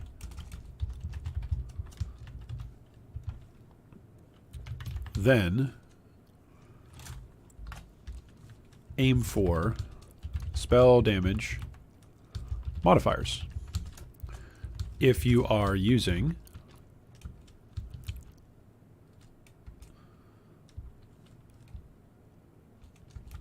and associated tree. Doesn't even need to be up to level 5. We can just title the trees, right? We can call the tree, hey, spell damage tree. If you're using an active skill gem with the spell tag, then aim for spell damage modifiers and associated tree. If you are using an active skill gem with the attack tag, then aim for attack damage modifiers and the associated tree. Whoops. This I feel like is too generic because a lot of the time attack-based skills don't actually go for attack-based modifiers, right? They actually go for like elemental damage modifiers. Okay, that's fair, Tinda. Good clarification. Yeah, good clarification. Wouldn't anyone on the top left side of the tree want to aim for the node that makes minion damage apply to the player? Seems efficient due to lack of support gems, says Chris. That's a good idea. We could do that. We could try that. The issue right now that my witch has is that she's constantly spamming SRS, and so I don't have animation cast time to be using an active for myself. The major difference in scaling is melee versus range versus spell. Yes. Get life and resistances should be one of the earliest advices. Yeah. So let's make 3 types of trees, right? 3 types of trees, and then just every 10 levels make a tree with it, right? What if we do that? Let's save this so far. So this is the spell tree. And let's make it to level 10. Let's rename this. Let's do it just every 10 levels. 10 seems like a nice magic number. That is going to get them past Brutus, right? So get them to level 10. So at level 10, is it with 10 passives or 10 levels? That's a good point, because ideally you're also getting some quest rewards, but we'll just do 10 for right now. All right, so we're going to come through Heart and Soul. So this gives us 8, and this is a spell gem. I think this is the critical strike chance, yeah, for spells. Right? Yeah, Annihilation, but that's crit multi. That could be good if your spell can crit. If your spell can crit. If you're playing Blight and you come up here and you take Annihilation, you're going to be feeling pretty bad about it. Okay, what's over here? Caster Mastery.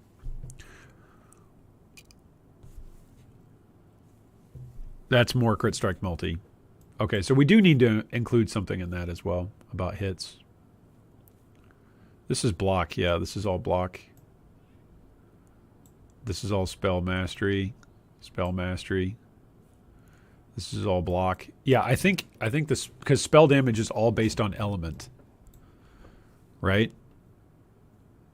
It's all based on element. So maybe I'm going to have to do some more thinking about this, because if you go, maybe it is based off of skill gem. It's going to be too tough to do a generic tree, maybe. Because you're going to be getting specific chaos stuff if you're running Blight. You're going to be getting specific cold stuff if you're running Freezing Pulse.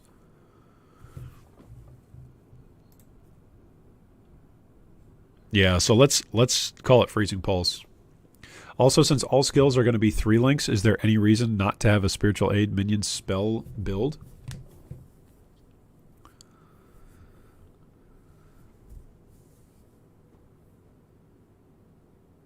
Since all skills are going to be 3 links, is there any reason not to have a Spiritual Aid minion spell build? You're just saying in general for everybody? Or you're saying, I'm confused. How you scale and the limitations of Ruthless is Ruthless 101. A skill like Cleave, available after killing Hillock in Act 1, has baked-in AoE but poor scaling without a needed support gem. Okay. As in using both at the same time.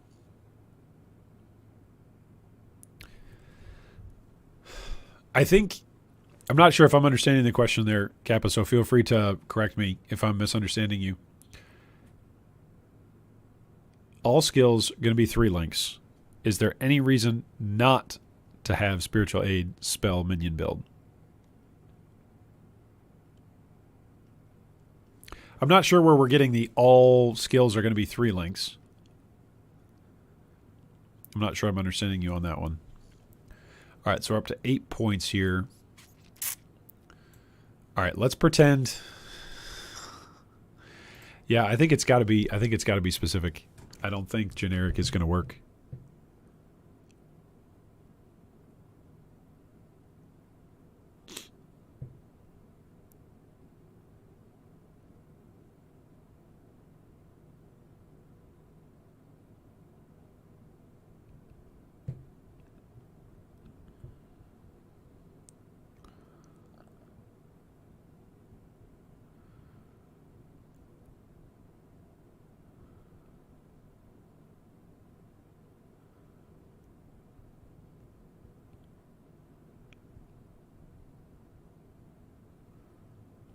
Why not check most used tree pathing on PoE Ninja, says Draco. I mean, that's certainly what some players could do.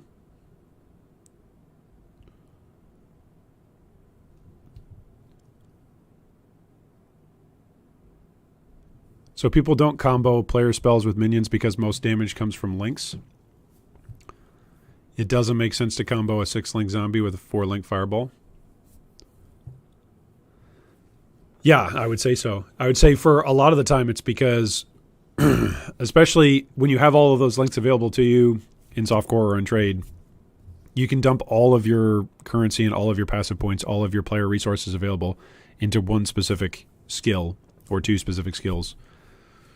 Like if you're playing SRS, let's say, and you're a minion build, then you're constantly spamming your skill SRS. So you're not going to use a second animation. You just won't have time to do both. Whereas like if you have continually up minions, like let's say Ray Specters or zombies that are actually doing decent damage, maybe you do have that second skill that's up. But in that case, any passive points that you put into actually scaling up your own damage source no longer scales your minions. And any source that you scale into your minions is generally less valuable. Right? So look at the minion damage notes, just so that way you can know as a point of reference. 15% increased. 15% increased, or 20% increased maximum damage. Here's some more. 16%, 16%, 12%, 12%, right? When you compare that with like fire, if you were to go specific, 12%, 12%, 16%, 16%, 16%, 30%. 30%, 5% overtime multiplier dot, etc. 25%, 16%. More fire damage, 8%, 12%, 8%, 30%. So it's just interesting. Like if you split your tree between the two, one of them isn't going to count for the other. So the leveling experience will be easier in Ruthless with Cleave versus Double Strike. Even if you stack damage for the AoE, but for Spectral Throw, the AoE is narrow and it's mana intensive versus Cleave. There you go. Yeah, so this has to be done. This can't be done just on generic spell gem. That's what we're figuring out. That's what we're determining here. All right, so let's rename this. We're going to rename this Freezing Pulse. Okay, that's what we're going to do. We're going to rename this Freezing Pulse.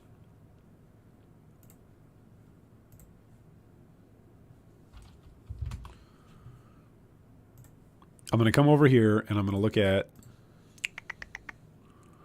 Freezing Pulse PoE Ninja stuff. Recognizing, where is it? Hardcore Ruthless. We're not going to go SSF. We're just going to take a look for Freezing Pulse, and we're going to see what the start of their trees look like. Oh, look at that. There's a whole bunch of players who are just starting out. All right, so let's go look at what this player's got. Starting tree comes up and comes over. I don't like this, that they're coming through all the spell damage. Show me the passive tree heat map. Okay. So a lot of players come in here. It's not a hill I'm willing to die on, just a thought. No, it's a good thought. It's a good thought. The theory is there. The theory is there. I just want to see it in action. I want to see it work. And I think Ruthless is actually the place to make it work, by the way. Because like we said, we don't have all the support gems to be able to make everything awesome.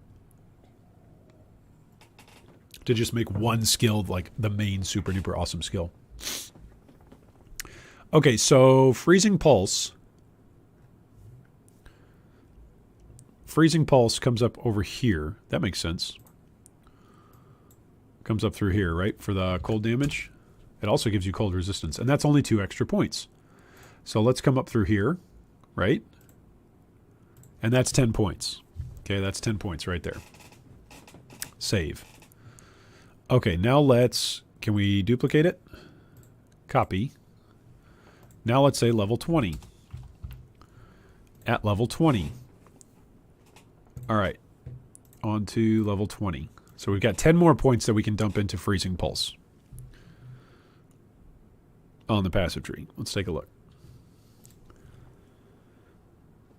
Coming up and grabbing Cruel Preparations, always a good idea.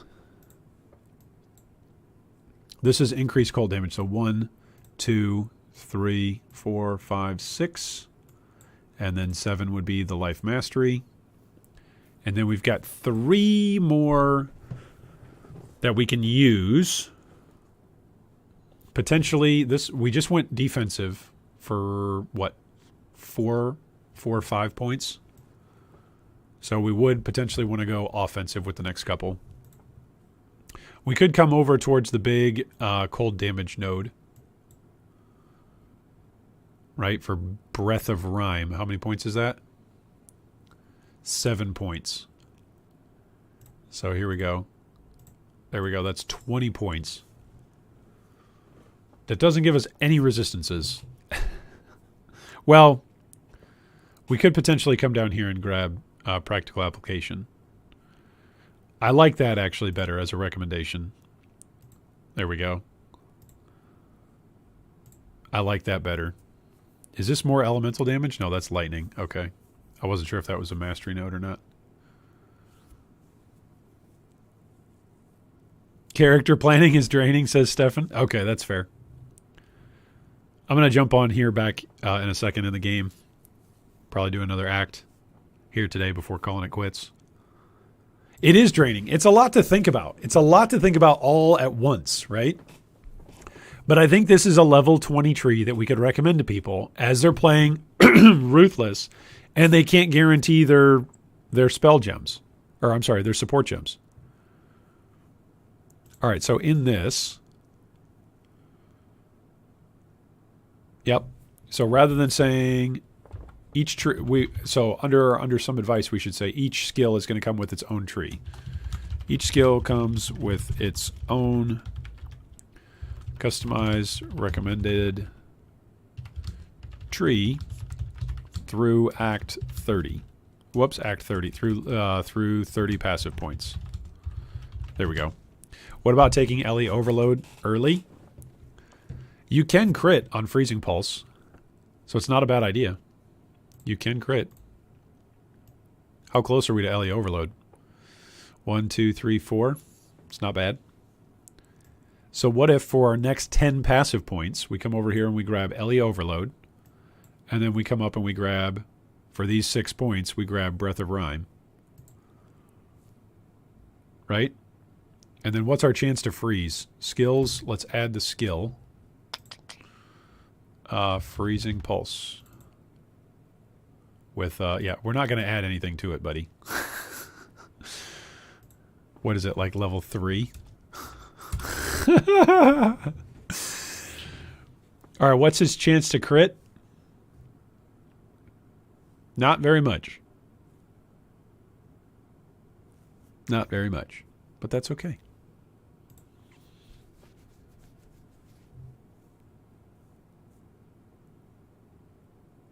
Skill hit damage. Oh, man. Elemental Overload is going to give us that 40% more. Enemy damage taken as. Maximum hits 129 on cold. So there we go. Not bad. Not bad. You'll need freeze duration from the mastery. You'll need freeze duration. Why would you need freeze duration?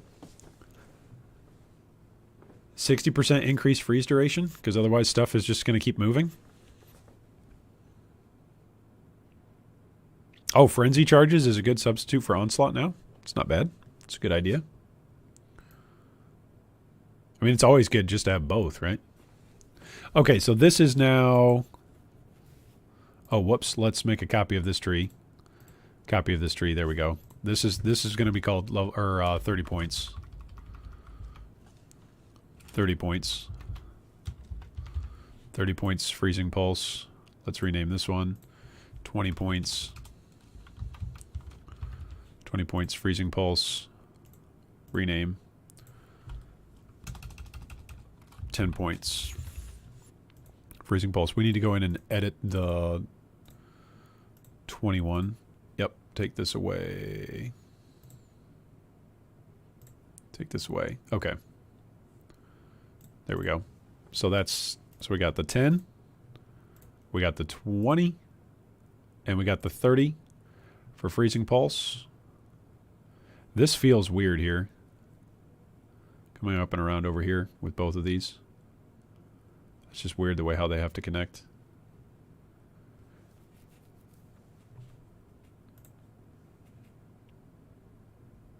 Oh, if you want to freeze anything. Yeah, no, that's fair.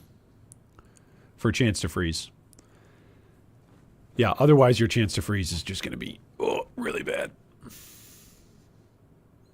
All right, so that is Freezing Pulse. So we got 3 trees on there for Freezing Pulse. See, there we go. And that's what I'm talking about. That's what we would potentially do for every character and for every skill gem, potentially. Is have a guide here that says, okay, what to get for, and then it also says what to look for. Like, we're going to need a section on helpful vendor recipes. Like +1 cold spell skill gems. As an example. Right?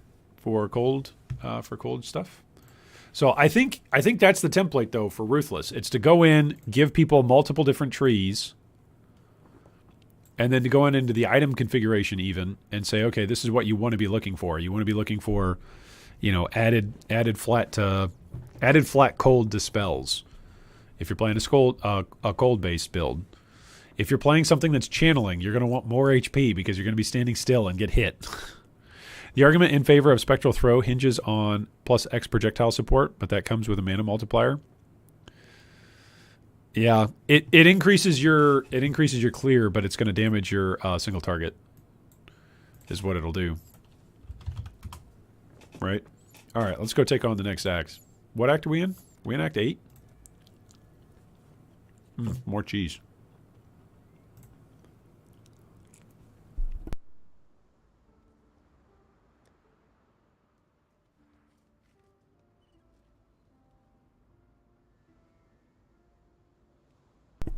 Actually, you know what? I'm kind of feeling like rather than Act 8, I'm almost feeling like going and playing that duelist for a little bit. That is almost what I'm feeling like. What do you guys think? Should we keep pushing with the witch? Or do we want to go try and fill out that duelist? Kind of want to go play the duelist. See how far we can get with the duelist. Because he's got a couple of uniques. He should be able to make it just like an absolute breeze. Play through some of that stuff. Kind of feeling like playing that. But I know that by playing my higher level character, I have greater chance of dropping greater stuff. Oh, I should go do my Sanctum run. Let's go do that.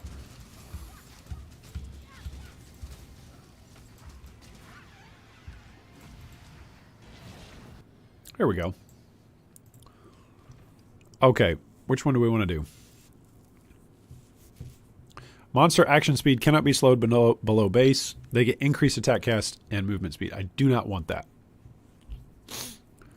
Ugh, I do not want maximum 100 resolve. Guards release a volatile anomaly on death. Ugh. You should probably mention gems to look for, like guard skills or aura skills. Yeah, that's not a bad thing to say. I mean, I feel like any sort of guide for Ruthless is going to have to include in it a special disclaimer that says, yo, you need to be looking for any kind of support gem and then just assume you can use it. Right? Like, just assume you can use it. It is a mistake to not assume that you can use something. Like, we used, you know, melee splash, and we used, melee splash and poison support. I was like, what? This is going to be a meme. But it's actually, it made it feel so amazing. You know? So,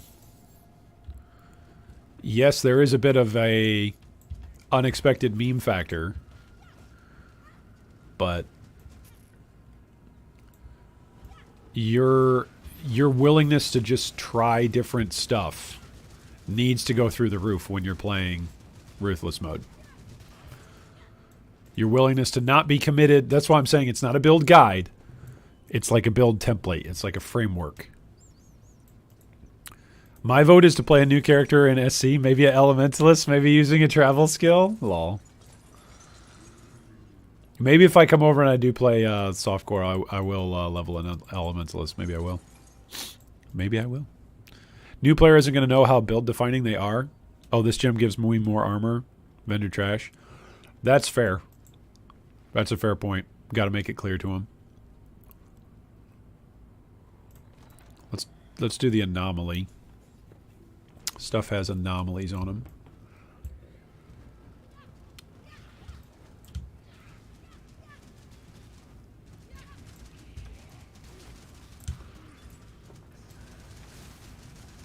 Whoa, hey now.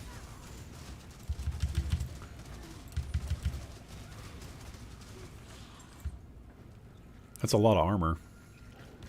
Oh, the volatile anomaly. Forgot about it. Completely forgot about it. That's a lot of armor, though. I was taken aback by all the armor. Is there anything in here? Yep, there is.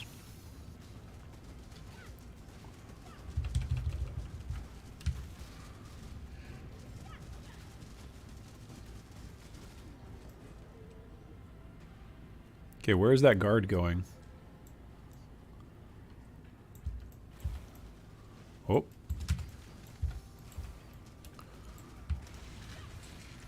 Yeah, that's the one who can call down, like, blizzard from the sky or something.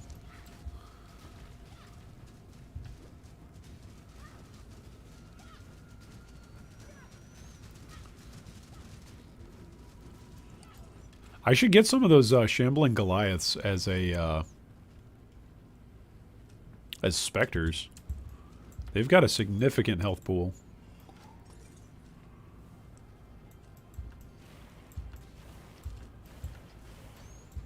Alright, where's the next guy? There's the next guy.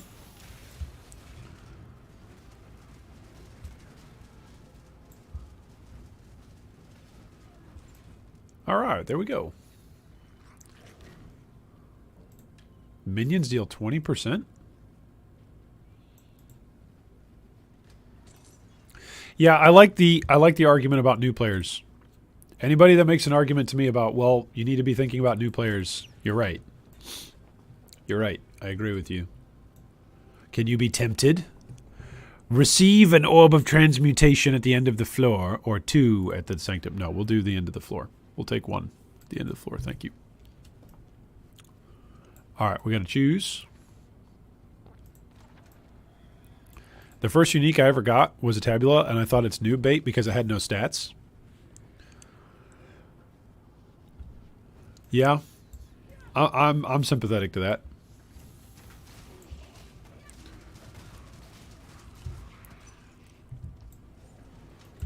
Well, just lost like all my inspiration there. So do I actually want to just stay close to guards? Is that how this works?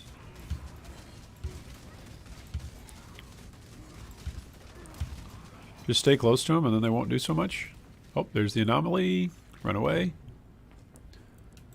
Is turning radius the secret OP technique to this league? Oh, a chance orb, yeah. Yeah, baby. Yeah. Chance orb. That is exactly what we would like. More of those, please. Oh, got hit again.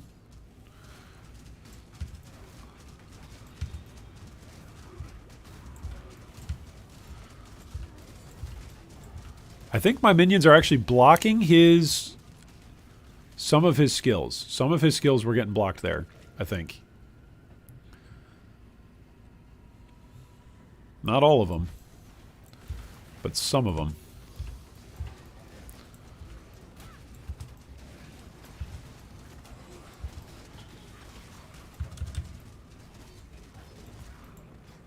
Whoops, what did I just pick up? Oh, plus 12 to all elemental resistances. That's pretty good to roll on. Yes, please. Oh, I missed the treasure down here. Oh, it's all the way down the steps. Ruthless just really hates you. I mean, that makes sense. I'm just glad that they included the league content in Ruthless. I did not think... I thought when they were announcing that Ruthless was going to be out, I thought that this was going to be the league where there was no incorporation of the challenge. Not just the challenges, like to the totems and the achievements, but to the league.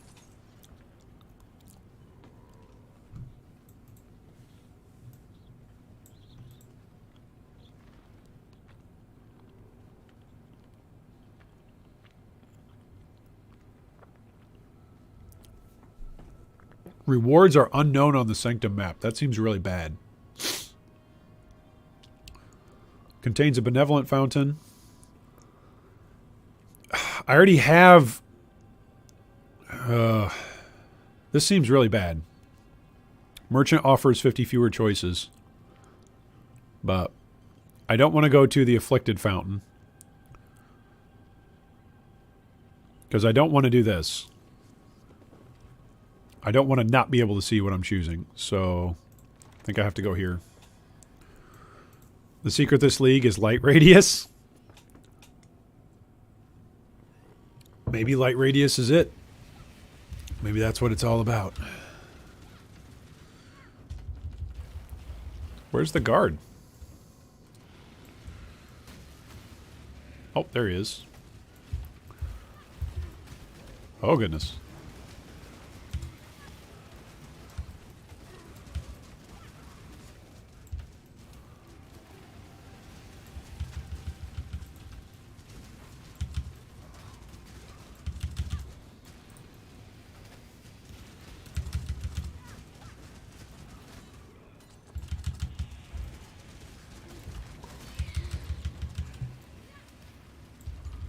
Okay, where's the next one? Oh, goodness, that was a big hit.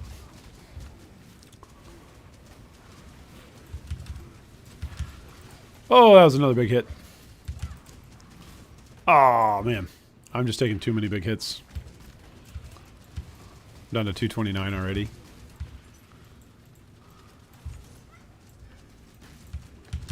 Oh, that's another one. Yeah, that's another hit.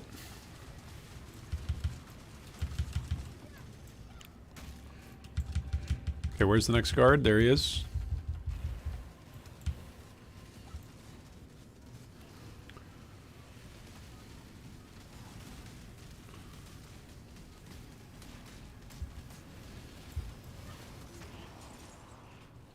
That was pretty bad. We went from nearly full, or right at full, to half of our life. It's pretty bad. 50% more Aurelius coins found. That's good. It's a good boon. You see one room fewer. Oh, that sucks. I'm just stuck with that. All right. That's going to be the next one that we got to do. All right. Well, that's kind of a bummer. Won't be able to plan as much. Whoa, hey now. That's a Holy Nova relic. Whoa. That's... Oh, my goodness. That was... Now, that was fast. That was fast action speed. He must have been casting that from off screen. Yeah. That cast speed is no joke. Oh my goodness, that cast speed. He's got to be casting that from off screen. I feel like the LM is too hard in the Ruthless environment. League mechanic? Yeah. I mean, I'm giving it a go here.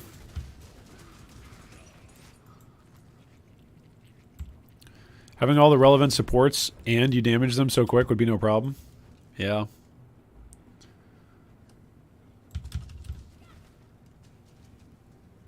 Yeah, maybe. I mean, here's the thing. This is only a level 53 zone. Like, you would think I should be able to take out a level 53 zone relatively quickly.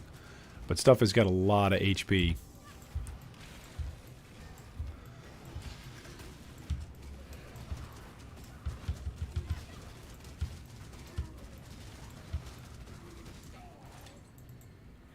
Oh, I forgot to grab the coins. Give me the coins. There we go. Oh, and then I took damage because of the volatile. Oh, that's good. Recover 25%. I like that. Give me more of that. That almost got me back to where I was.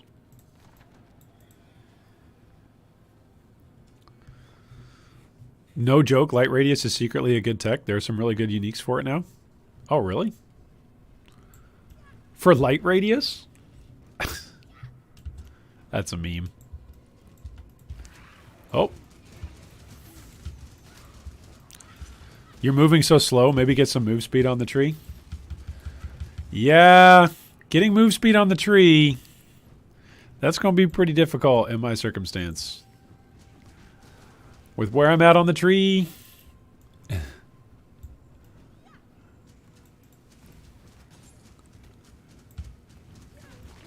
Remember, the goal for me for the league is to get characters to Kitava. My goal is not, you know, have the super most OP build for the league mechanic.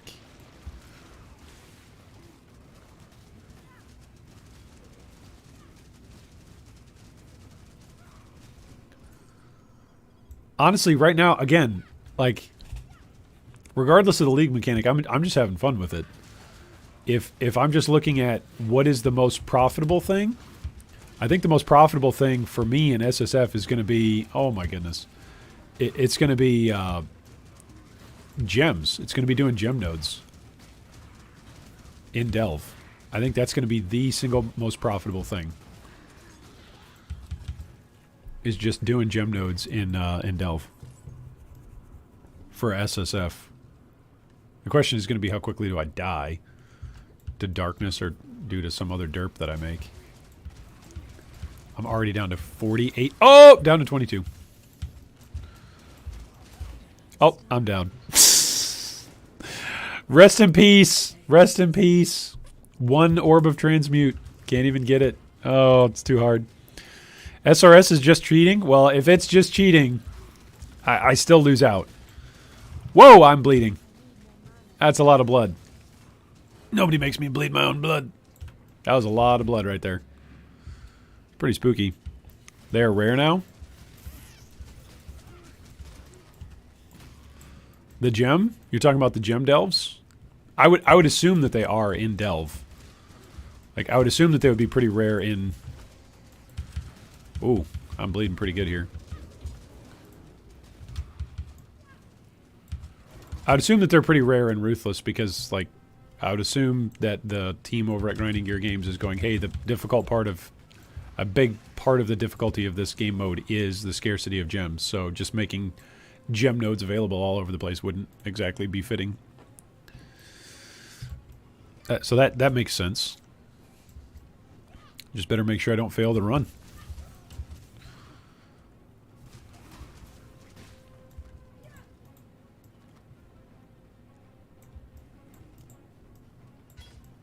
Ooh. Okay, if we get frozen by this, we log out. Okay?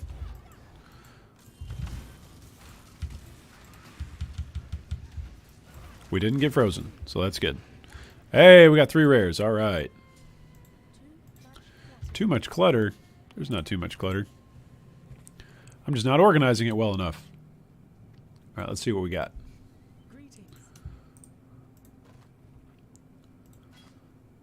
Oh, don't. Oh.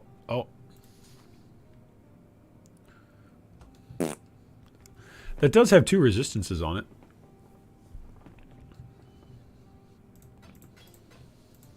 Journey well.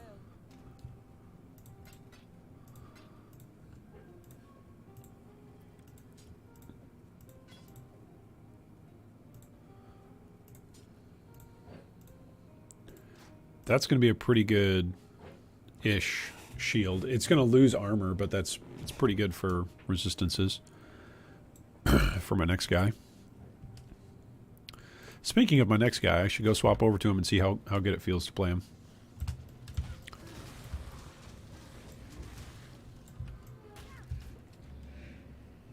How good does it feel with Dread Arc and Heat Shiver? Oh, he's also using Bramblejack. That guy's basically a fully twinked character. He's got 3 uniques. That's utterly broken. Are you considering the 3-for-1 recipes for rares to re-roll them? No. I'm just trying to turn them into base. They all have to have the same name, don't they?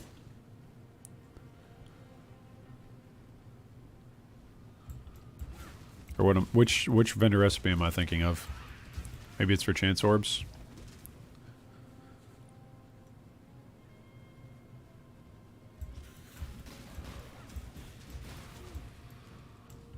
All right, let's switch over to our duelist character.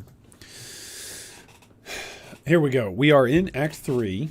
We are level 24. So we're getting relatively close to being able to use, like, Cyclone and stuff. We've got... Do we have some good stuff here? Probably actually have some good stuff in here that we haven't used in a while. That's not better than this, I don't think. But we were getting close to using this axe. That's right. We're getting close to using this axe. This helm is giving me 93 armor, but that's it. Did I have another helm? I guess not. Jewelry, though. We can probably use some jewelry here. Let's use... This has got cold damage on attacks. This has got strength and mana. Ooh, that's crit strike chance.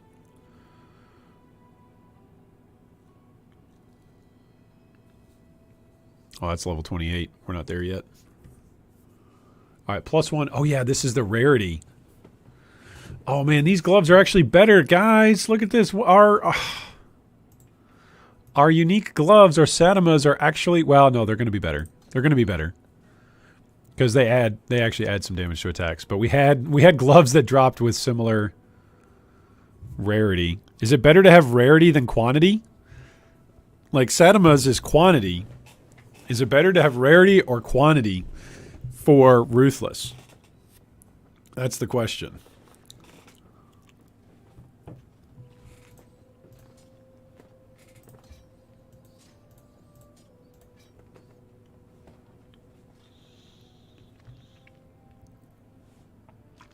All right, Heat Shiver is what we're going to use.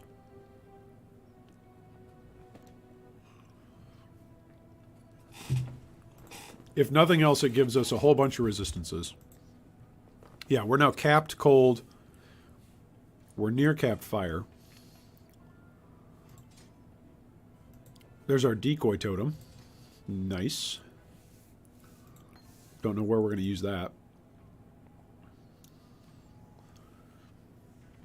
Oh, we don't have to use cleave. There we go. All right, so let's sell those two.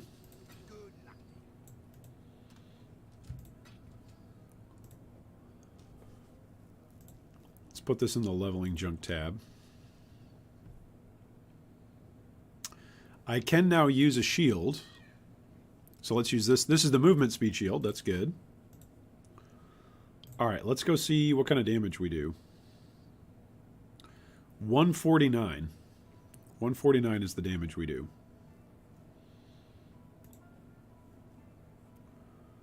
Versus cleave 197. Ooh. But I feel like Earth Shatterer's got... I feel like Earth Shatterer's got better AoE.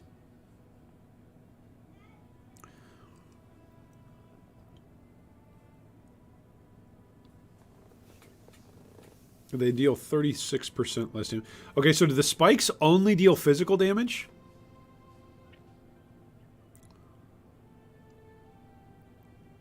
It says shattering spikes deal 30% less damage, and then it gives a whole bunch of flat physical. So it doesn't say that, huh? It's just interesting the way how it's listed there. Okay. Are there any other supports that we want to use? Earthbreaker. Alright, so I would need red, and then I could use Earth Shatter and Earthbreaker instead of Ancestral Protector. So let's do this. What about that? There we go. And instead of Decoy Totem, because I'm already using a totem, we'll use Cleave. Okay, so we will drop the Earth Shatterer Slamming Totem. Let's see how this goes. We're going to drop the Earth Shattering Slamming Totem. Ah, hello, Einha. See, there's our totem.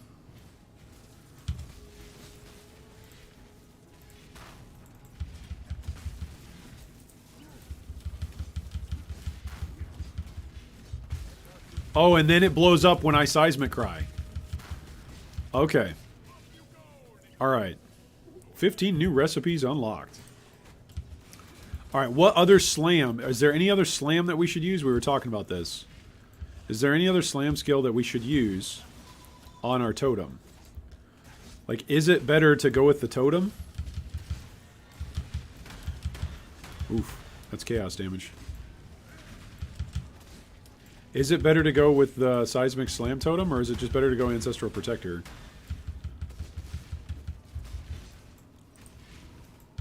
Also, it only exerts... I'm going to assume that that only exerts my slams, right? Seismic Cry?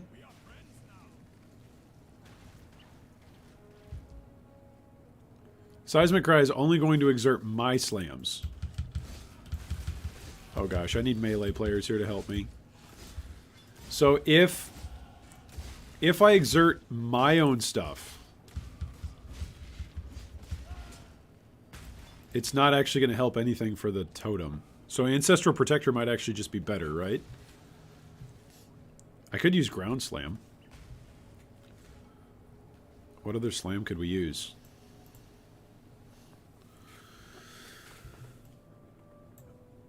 So this is 83 DPS, whereas just using Ancestral Protector is 147. So Ancestral Protector on his own is better than this. No! I'm not walking all the way around. I'm logging in. No! So you're telling me that the support gem that we got that dropped, it's not actually going to be as good for us as we were hoping? I'm shocked, I tell you. Okay, we can use Close Combat. So let's use Close Combat. It's got to be used with what? With melee skills. Okay, let's use it with Cleave. What is Cleave right now? Cleave is 208. Earth Shatterer is 144. Now it's 208, 144. That's the same. Does Close Combat not...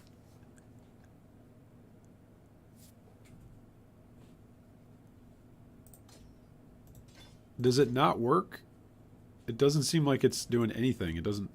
Is it because Close Combat only gives you the buff once you actually hit something? Is that why? I thought the skill gem itself gave you a generic buff. You see that? Oh, it's based on proximity. So yeah, I guess it doesn't give you a flat buff that it's going to show you on tooltip DPS. That's crazy. Okay, so let's swap out Cleave. Cleave is 208 with this axe with the Dread Arc. Cleave is 273. Oh my gosh, I've already got something that's an upgrade. Oh my goodness. That's funny. Alright, so let's put in Cleave and Close Combat.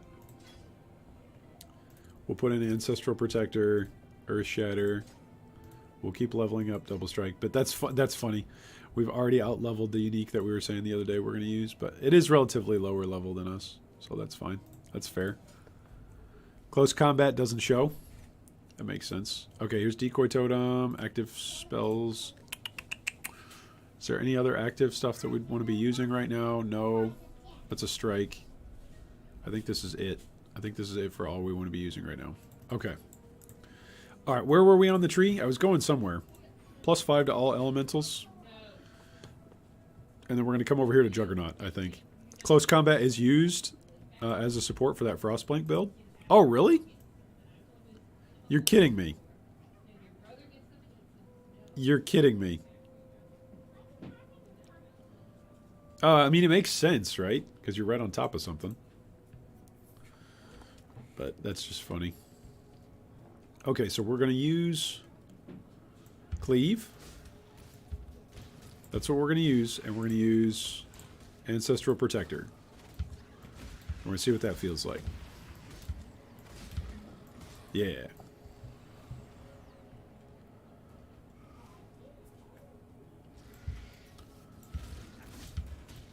Feels okay. I mean, the axe is probably what's carrying it. As Chris intended. Yeah. Exactly as game design intended it. Alright, there's the sewer grating.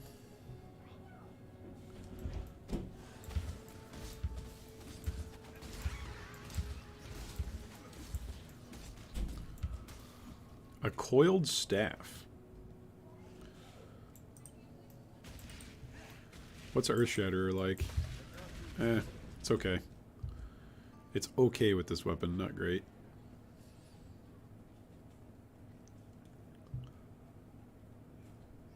Oh, I thought that was a way up. Yep, it is. It's just covered by greenery. The shrubbery. We demand a shrubbery. It feels good when it actually blows stuff up. When you have to stand there and hit a couple times, does not feel good. Alright, so it's going to be left. Go down the steps. Let's switch this over to Ancestral Protector. Hey, beautiful. Hey, got brought some macaroni cheese and peas for lunch. Nice. Alright, let me come defeat Piety and then I'll come on up. Click start on that dryer when you come up. I know it's obnoxious. I'm sorry, what? When you click start on that dryer, I know it's obnoxiously annoying. I don't want to start it while you're streaming. Oh, you're fine. You're fine. I don't think anybody can hear it.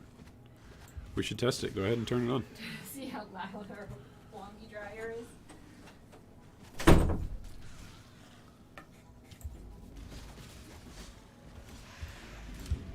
Alright, let me know if you guys get a whole bunch of like loud feedback. I barely can hear it with the door closed. So that's interesting that she's saying she can hear it. Maybe it's louder upstairs than it is over here.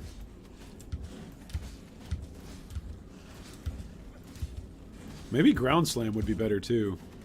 I feel like Ground Slam's got a better AoE. You know? I feel like Ground Slam's got a more defined AoE to it. I could be wrong. Maybe Molten Strike as well. But Molten Strike, I don't have a bunch of extra projectiles. I don't have Ancestral support as well. Or Ancestral Call to make the extra projectiles appear.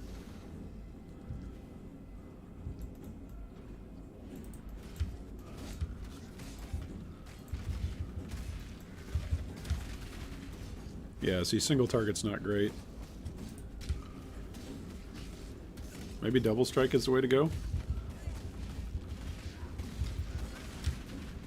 There we go. I actually made him bleed that time. Nobody makes me bleed my own blood. Earth Shatter feels better. It feels better when I have a war cry available to me. I agree with you in that circumstance. But when I don't have a war cry available to me, it feels bad.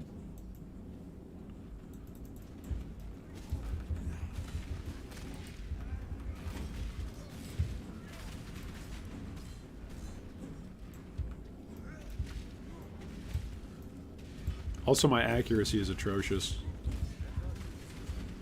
The fact that my character misses, like missing on these attacks, feels awful. Oh gosh. That's a unique guy. We don't need to fight him right now. We have zero need to fight him right now. Let's go fight Piety. This is going to be a tough fight. That somber expression doesn't become those fainting features at all. Cheer up and dance.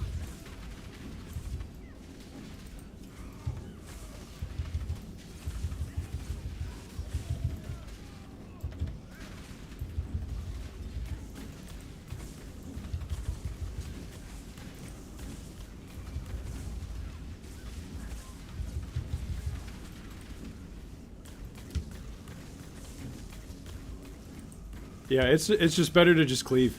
It's better to just stand on top of her and cleave. That's...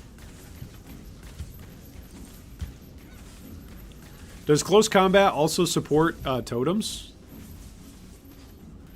I think it does, right?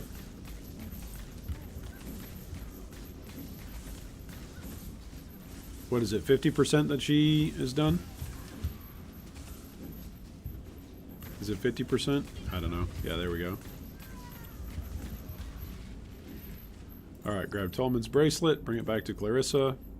Bada boom.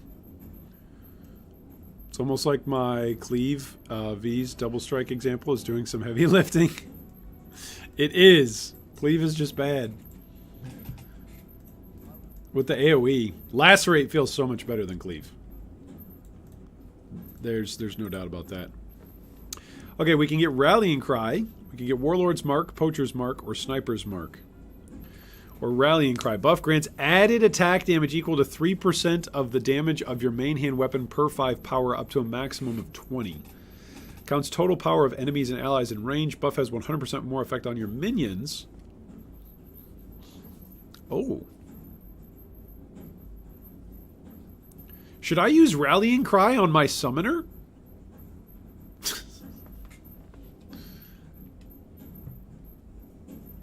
I don't have any more red slots left.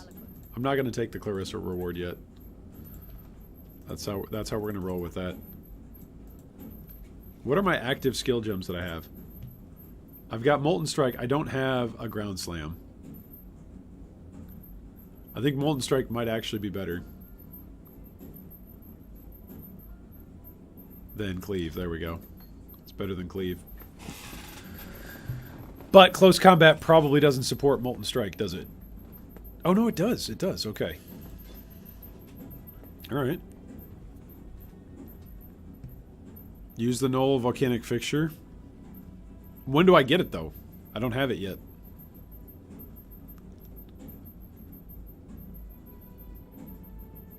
I think level 32 or 28 is Earthquake, is what we talked about the other day. Okay, was it up here? Is this where it was? I always forget. I need to leave sticky notes on my monitor where the quest is that I was going for. Is it over here? Yep, here it is.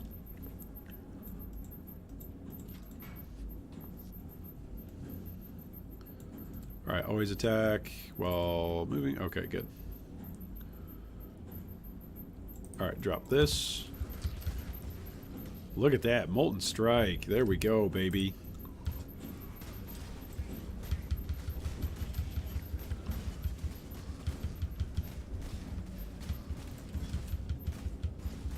This is only a level 2 Molten Strike, too. It's going to need to level up a couple times.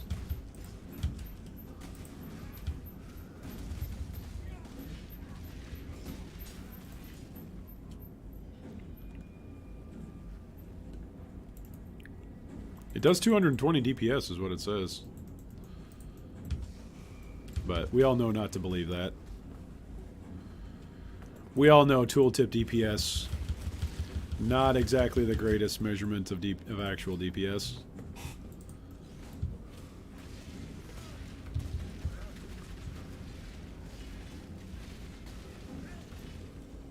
Volcanic Fissure is Marauder reward for killing Merveil, purchasable via Nessa. Okay.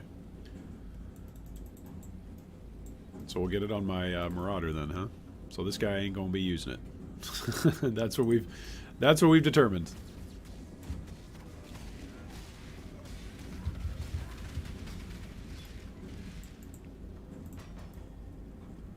Find the last 2 busts.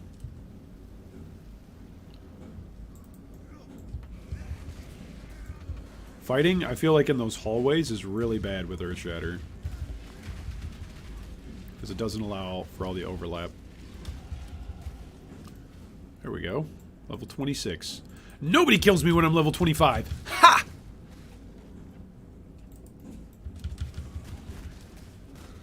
If I was an anime character, that would be my anime laugh. Ha!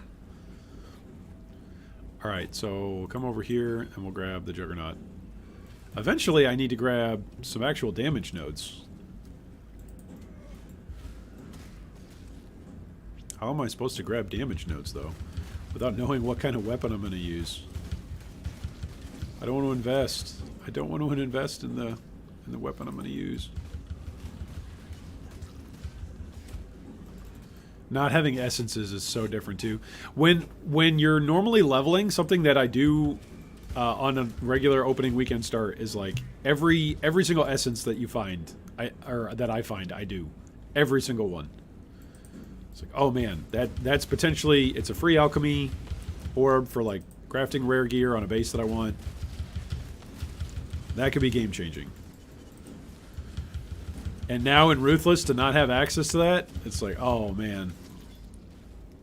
Not just for the free alch, but also for the free targeted alch that you're guaranteed specific stats. It's good. Imagine if maps had a 0.01% chance of containing Ciosa. I mean, here's the thing. Ciosa only interacts with specific currency, though. And it's not a droppable currency. You only get 2 of them per character. So, I don't know if that would actually be that good, right? Seeing Ciosa out in the wild really isn't that great. But I get your point. I get your point, though. I get your point. Imagine if, like, Ciosa appeared and gave you a support gem. If he gave you a support gem of your choice, that would be very, very valuable. That would be pretty build defining. But again, that was the question we were asking yesterday. Okay, if we could get any support gem, which support gem would it be? Maybe it wasn't yesterday. Maybe it was the day before. Whatever day it was. Alright, let's go get Battlefront. Look at the difference in my approach. Play Summoner, need to be 16 levels over the zone. Play Melee, get in the face of everything, just be the same level as the zone. It's fine. Totally normal.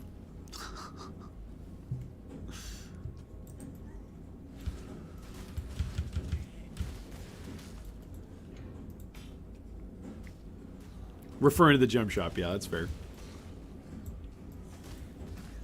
For me, the best slam skill is Ice Crash. Isn't that a Ranger slam skill that's available to Rangers? I don't know if it's available to me or not. Any support gem? Volley? And then just go do Poisonous Concoction. Just level every character up in Ruthless with Poisonous Concoction. How did you enjoy your Ruthless experience? Well, really good. Once I got Poisonous Concoction and Volley, I just leveled all my characters up and it was great. Or Multi-Strike. Yeah. I feel like I need accuracy. What's my main hand chance to hit? Yeah, 91%. Not good. That means 1 out of 10 times I'm just missing. Does not feel great. I am skipping over the waypoint. What am I doing here? Waypoint should be over here somewhere. It's up here on the ramparts. Just level everyone with Poisonous Concoction? Yeah. For the truest Ruthless experience, just level everybody up with the same skill and the same tree.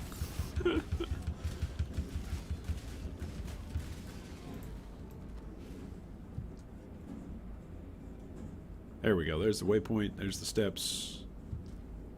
There's the Blackguard chest. I'm not trapped in this corner. You're all trapped in this corner. Look at this guy. He's trapped in the corner. All right, there's the waypoint. All right, I'm going to go eat some lunch and then probably go do some work. So we've got level 26 character for Duelist. We've got a level 61 Necromancer.